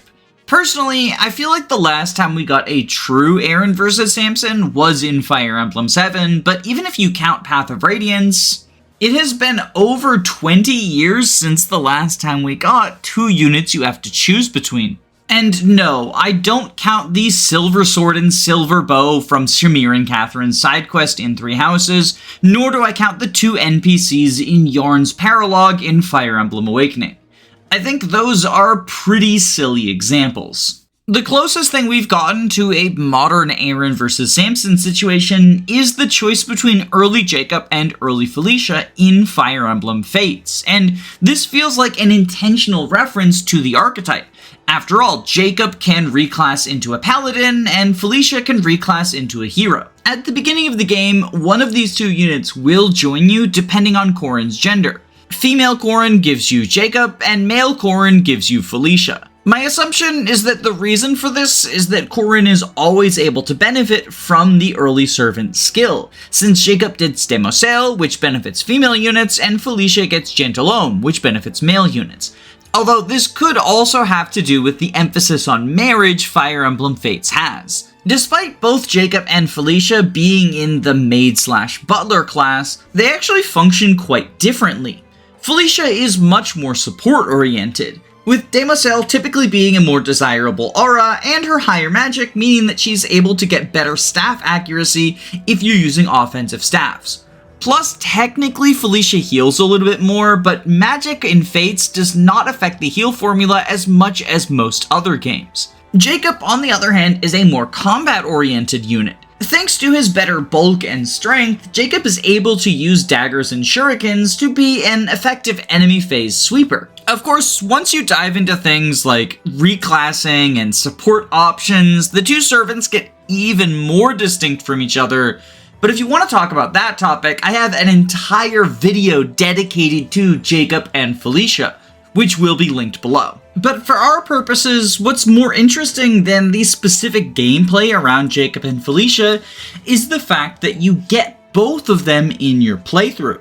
As I mentioned, which servant you start the campaign with is determined by Corrin's gender, but whatever servant you don't get immediately does join you after 10 chapters of the campaign. While the second servant does auto-level, it's typically not to the point where they're particularly useful. So oftentimes, it feels like you're choosing one of the 2 of them to be functional throughout the campaign. But despite this, both of them join your army, and therefore will be in your roster and hang out in your castle until the end of the story. Even if you never field the second servant, they are still technically a member of your team. That means if you're a completionist who wants to get every single recruitable unit in a single run, you don't have to choose between Jakob and Felicia.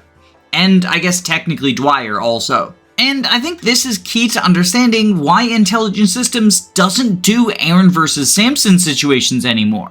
Or at least in my opinion. I don't have an uncle that works in Nintendo or an aunt employed by the FE4 factory, so I can't say anything for certain, but I do still want to give my personal theory. You see, the most common theory I've seen about the elimination of Aaran vs Samsons, as well as the elimination of secret characters, is that these must be tied to both 3D models and voice acting. The argument goes that intelligent systems would consider it to be a waste of money if they paid a voice actor or had someone work really hard on a 3D model, and then not all players saw it, or even most players didn't see it. I'll be honest, I don't find this theory particularly convincing, not least because it really disregards the effort and craft that goes into appealing 2D sprites. There's a reason that the Game Boy Advance era is often regarded as the most beautiful Fire Emblem has ever been. And this isn't me trying to downplay the hard work that voice actors put in for the modern Fire Emblem games, but simply acknowledge the hard work that spriters put in for the older ones. However, even if you believe that voice acting and 3D models are inherently more expensive than 2D sprites, that in itself is not a reason for intelligent systems to avoid exclusive or secret characters. Fire Emblem is sold as an entire game. You don't have to pay for every character you recruit, unless you count the DLC characters, but that's a whole other can of worms. As such, if you have a cast of 40 characters, then Intelligent Systems is going to have to pay 40 voice actors, regardless of whether or not Bingus and Bongus can be in the army at the same time as each other. And even if we buy the, I'll be honest, unconvincing premise that the budget can only account for a specific number of characters with a total number of supports, you could just make the exclusive characters have fewer supports than the other characters. Heck, many ROM hacks make secret characters have no supports whatsoever. So no, I don't think any sort of theoretical cost is the reason that IS avoids having Aaran vs Samson situations. Instead, I think it has more to do with the intended audience for modern Fire Emblem games. You see, at the risk of becoming an Abe Simpson archetype, I think modern audiences, both in Fire Emblem and gaming at large, allow FOMO to steer them into an unhealthy obsession with the perfect run. The perfect run, at least within Fire Emblem, is a playthrough where you recruit every single character you can. If you're playing on classic mode, none of them die, and you get every single side objective, such as visiting villages or opening treasure chests, without missing anything. In the games that have them, these side objectives would include secret events or secret characters, such as the Brave Axe in Fire Emblem 4, or the Swordmaster Stefan in Path of Radiance and Radiant Dawn. Heck, even beyond secret characters, simply having missable recruitments seems like a thing of the past.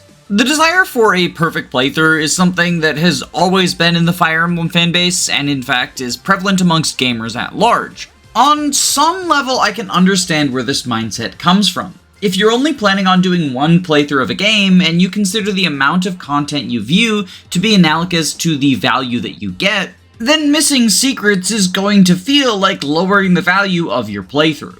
But I don't think the only place to derive value from a video game is how much content you see, as I find the unique aspects that make a playthrough truly yours to also be desirable attributes in any video game. And Fire Emblem kind of inherently has this run flexibility. Even if it doesn't have moral dilemmas or explicit choices like other RPGs, oftentimes a playthrough can be quite unique if a character gets randomly growth blessed or screwed, someone dies very early, or you just miss a recruitable character. And in this case, I think missing them doesn't have to be an inherently negative experience, but rather something that makes your story your story. And this doesn't need to apply to secret characters either.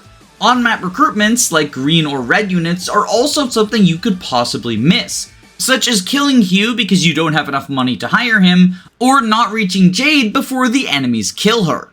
But it's clear modern Fire Emblem has moved away from these missable recruits, only having a few on-map recruitments in the most recent couple of games. And instead, the majority of characters will join you as blue units either in preps or immediately afterwards. And I think this reluctance to letting people miss characters extends to the choices that they let us make. And thus, Aaran vs Samson had to die, so you could collect the equivalent of all 151 Pokemon. Although, I don't think Intelligent Systems wants to entirely remove player choices as an aspect of their game. As army customizability has moved away from what units are going to join you, it has instead become what are you going to turn your units into. So now, instead of choosing between Bartray the warrior and Echidna the hero, you can make Kagetsu into a warrior or a hero. Setsuna can be a paladin or a mage knight. Bernadetta can go fortress knight or mortal savant. And while these particular choices don't have the impact on the story that choosing between cast members to join you would, Intelligent Systems has also made an effort to allow for player choice to dictate elements of their stories.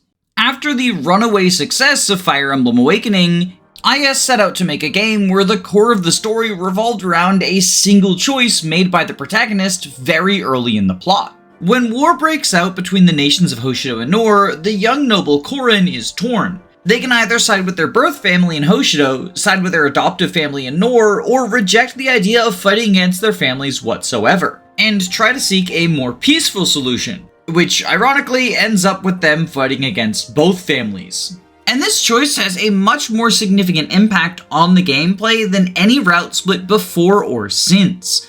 Because Fire Emblem Fates wasn't just a single game, it was a trilogy of them. And the decision that you make for which family you side with is going to depend on which version of the game you're playing, as they were all sold separately, although once you owned one version of the game, you could purchase the other two at a 50% discount as downloadable content. So if you purchased Birthright and changed your mind and wanted to play Conquest, you could easily do that without shelling out a whole new game's worth of money. And despite memes within the community of this being the Pokemon model of red version and blue version, I actually think selling these games separately was a justifiable move on Nintendo's part.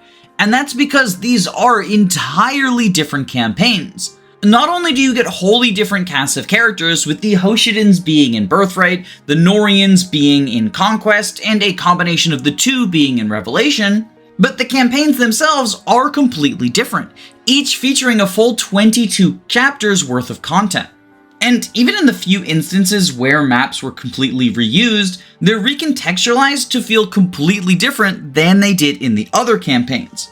For example, all three versions have a Rainbow Sage chapter, but these three chapters take place at different points in the campaign. In Conquest, you are fighting against early game unpromoted enemies. In Revelation, it's the mid game, so there's a mix of promoted and unpromoted. And in Birthright, it's one of the later chapters, pitting you against mostly promoted enemies. Not only that, but these specific objectives are themselves different. In Conquest, you fight through a number of gimmick-laden rooms, with lunge ninjas and counter archers, each one having its own sort of preview into Conquest mechanics.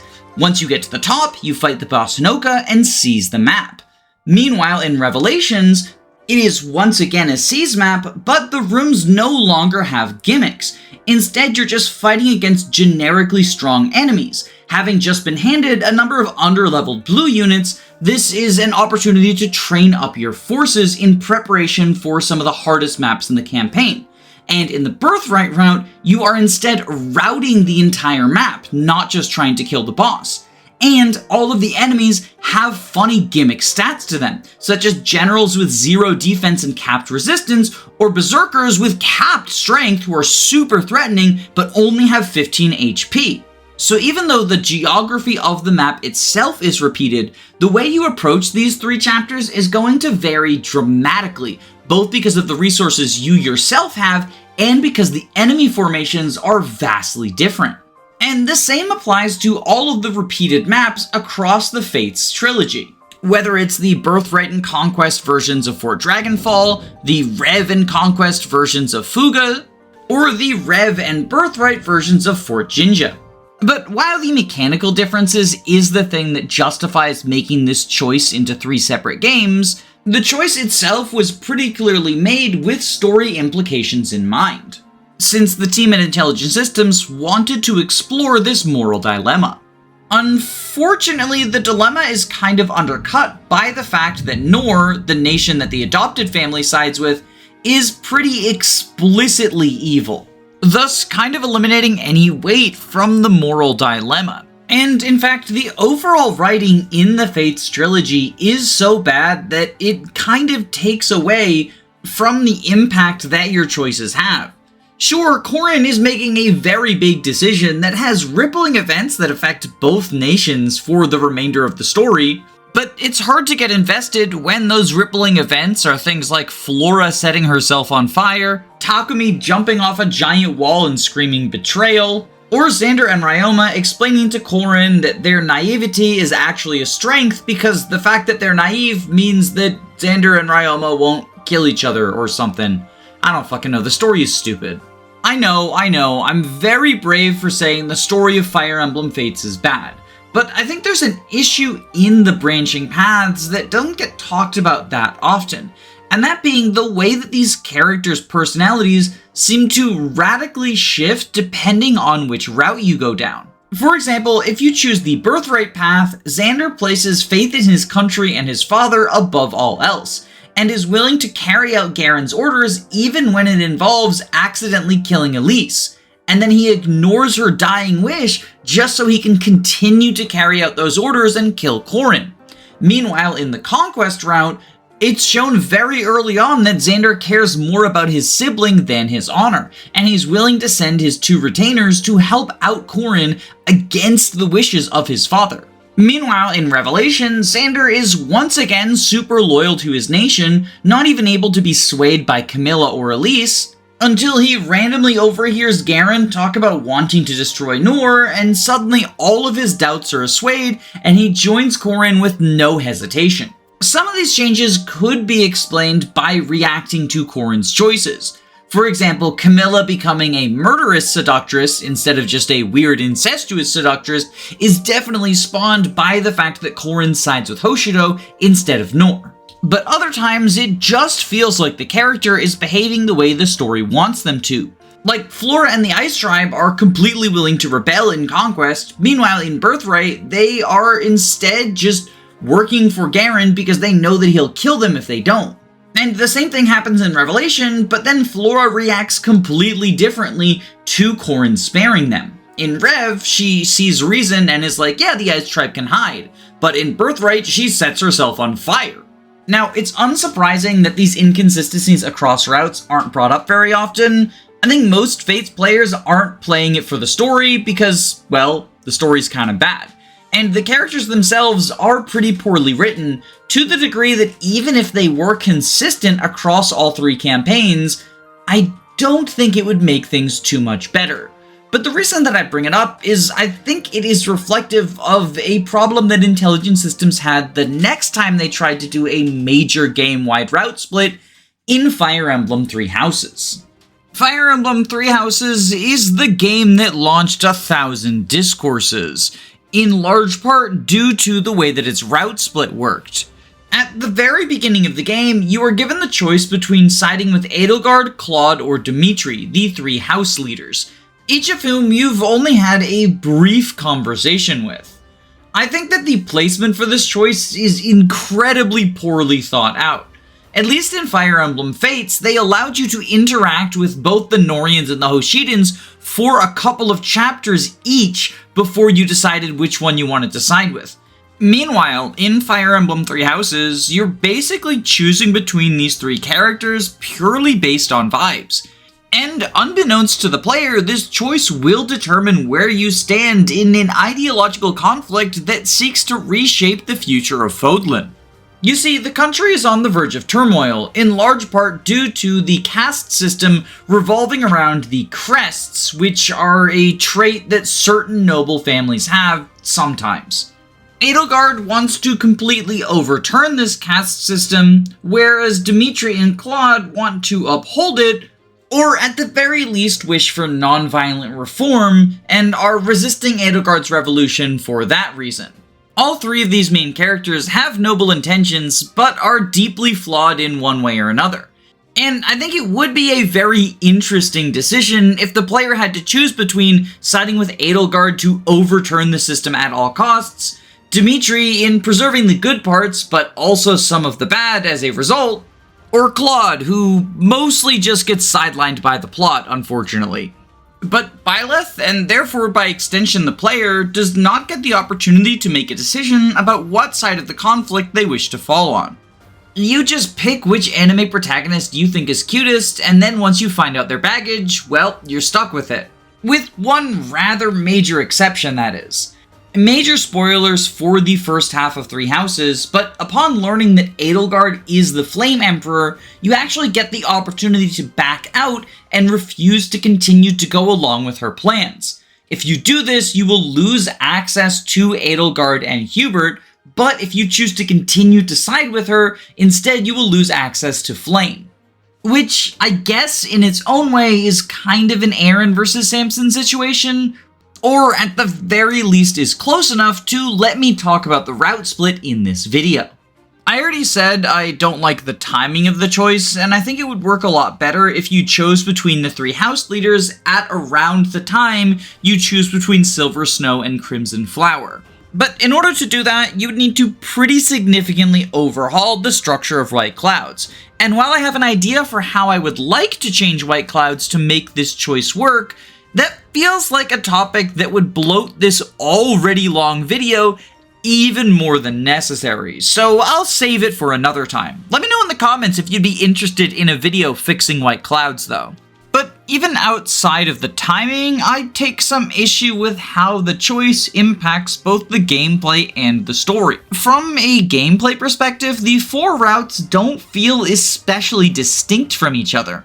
All 4 of them have the same first half in White Clouds. And when they deviate into Silver Snow, Crimson Flower, Azure Moon, and Verdant Wind, there are also far too many similarities for my liking. Verdant Wind and Silver Snow are almost identical. The only big caveats are that in Silver Snow you skip the Battle of Eagle and Lion, and the final map of the 2 campaigns are separate from each other. But other than that, they are literally identical from a gameplay perspective. Azure Moon deviates a little bit more. It's identical to Verdant Wind until Chapter 17, but Chapters 18 and 19 are wholly unique to Dimitri's campaign. Chapters 20 and 21 of Azure Moon are just Chapters 18 and 19 of Verdant Wind, but the final map, Chapter 22, is itself unique again. Or at least it kind of is. It bears a lot of similarities to Chapter 20 of Verdant Wind or Chapter 19 of Silver Snow, but it has a different boss and recontextualizes the way the map works, thanks to Hegemon Edelgard's siege weapon attacks. Still, it's hard to feel that these campaigns are distinct from each other in the way that Fates' are. Instead of being wholly unique campaigns, they are closer to a Game Boy Advance-esque route split. The only path where the gameplay significantly deviates is Crimson Flower, as all but one of its maps are unique to the Crimson Flower campaign. Even still, Edelgard's path has its own problems, namely that it feels incredibly unfinished. All of the other campaigns consist of 10 post-time skip chapters, but Crimson Flower only has a measly 6. Not only that, but it skips impactful plot events from the other campaigns. The post-time skip campaigns of 3 Houses begin with a reunion at Hunting by Daybreak, where you initially only have access to Byleth and your house leader, and slowly the rest of the students will spawn on the map, coming to your aid, in what feels like a pretty awesome story gameplay integration moment.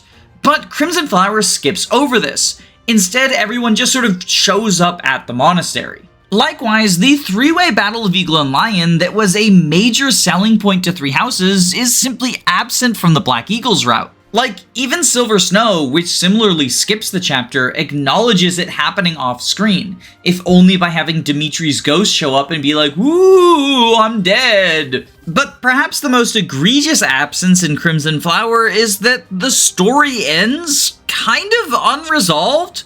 Like, Edelgard defeats her enemies in Rhea and Dimitri, but throughout the story there has been a plot thread of Edelgard working with the Agarthans, who are a evil, nefarious group, and only being willing to do so that she can defeat Rhea, but ultimately planning to also turn on the Agarthans because she expects them to turn on her. And this does happen, but it happens in the epilogue. There's just like a couple of lines about how we finished the war against the church and now we're fighting against the Agarthans, and that's just kind of it. There's no maps, there's no story resolution, it's just, well, you know, Edelgard worked with this evil group and then she turned on them and defeated them, I guess. And like, on the one hand, I do understand ending with Edelgard defeating Dimitri and Rhea, because much of the story of 3 Houses hinges on the relationship between Edelgard and Dimitri, and so anything that comes after that feels like a bit of an anticlimax. I feel the same way when the Silver Snow and Verdant Wind campaigns defeat Edelgard, and then just have 2 more chapters of kind of filler as their finales. But on the other hand, Edelgard's opposition to those who slither in the dark is built up throughout the story of Three Houses. They're the ones who experimented on her and are responsible for not only her tragic backstory, but her significant opposition to the Crest system. And at the same time, her willingness to work with them, if only temporarily, is what drives a wedge between her and the other 2 house leaders. It's arguably the most significant amoral act that she commits. So Crimson Flower's unwillingness to examine this feels like a pretty big missed opportunity. Which brings me to my other big issue with Three Houses' route split. That being, I don't think it really works from a storytelling perspective. I know Three Houses is the darling of the community, especially when it comes to Fire Emblem stories, with many people holding it up as the high standard that the series should aim for. But I feel like there's a lot of structural problems that take away from my investment in the story. I'm not bothered by minor plot holes like which side is winning when Byleth wakes up, since that's obviously done for gameplay purposes and is easy enough to brush off. But major characters' motivations drastically changing without explanation, either temporarily or permanently, makes it hard for me to get invested in what is meant to be an interpersonal conflict and ultimately a tragedy. This is at its most egregious with Claude, who spends the majority of the first half of the game investigating the church and getting suspicious of Rhea and her manipulations, only to completely drop that in the second half of the game so that he can be Dimitri 2.0. But Edelgard and Dimitri also each take their own turns holding the idiot ball in situations where they should have been able to resolve their conflict peacefully, just because the game demands that there be a war between these 2 ideologies. I think this is most prevalent in the Azure Moon parlay scene, where Dimitri just randomly forgets that his entire motivation is finding out the truth behind the tragedy of Duscar. But both of these lords have plenty of moments of out-of-character idiocy that I think are the main cause of just how toxic the debate between Edelgard and Dimitri is within the Fire Emblem fandom. I think the idea is supposed to be that they're letting their trauma blind them and aren't exactly acting logical, but the only time this really works for me is Dimitri's breakdown in the crypt, and even then, I feel like it's not the best portrayal of trauma. Although perhaps the biggest frustration I have with the varying story on the different routes of Three Houses is just how few answers we get to the questions posed in other routes. This might be a problem that is unique to me and the rather unconventional order in which I played the routes, but it felt like each story was setting up mysteries that would be resolved if you saw the war from another perspective, only to have those mysteries completely uncommented on in the other routes. The first campaign that I played was Silver Snow, and while there were quite a few things unresolved, the biggest one that stood out was everything around Dedue and Dimitri. You hear that Dimitri dies off screen in the Battle of Eagle and Lion, and then Dedue is trying to avenge him, trying to kill Edelgard, and in the end, Dimitri's ghost shows up and is like, "I'm spooky now, oh, I'm a ghost."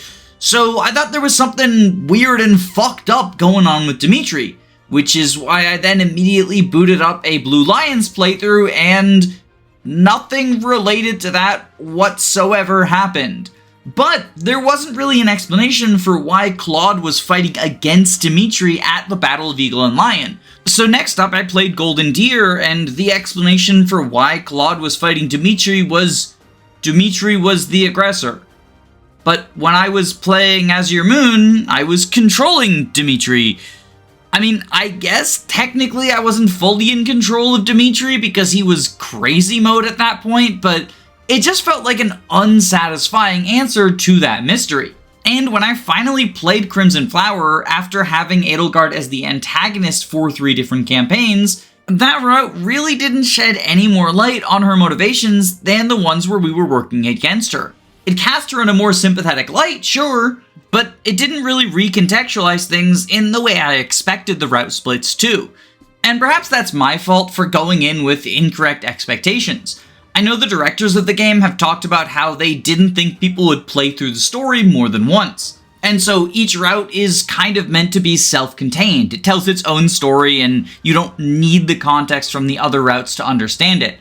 And this definitely feels better than the scummy tactics Fates does to try to get you to buy the other campaigns. Yet, I still can't help but feel underwhelmed from this implementation of the routes. Which is a shame, because at time of recording, the most recent Fire Emblem game, Engage, seems to have moved away from route splits once again. Since Engage was a celebration of the Fire Emblem franchise and everything that it stood for, both past and present, the absence of a route split or even a reference to the Aaran vs. Samson archetype is a little disappointing to me, and in my opinion is kind of the final nail in the coffin for this dead archetype.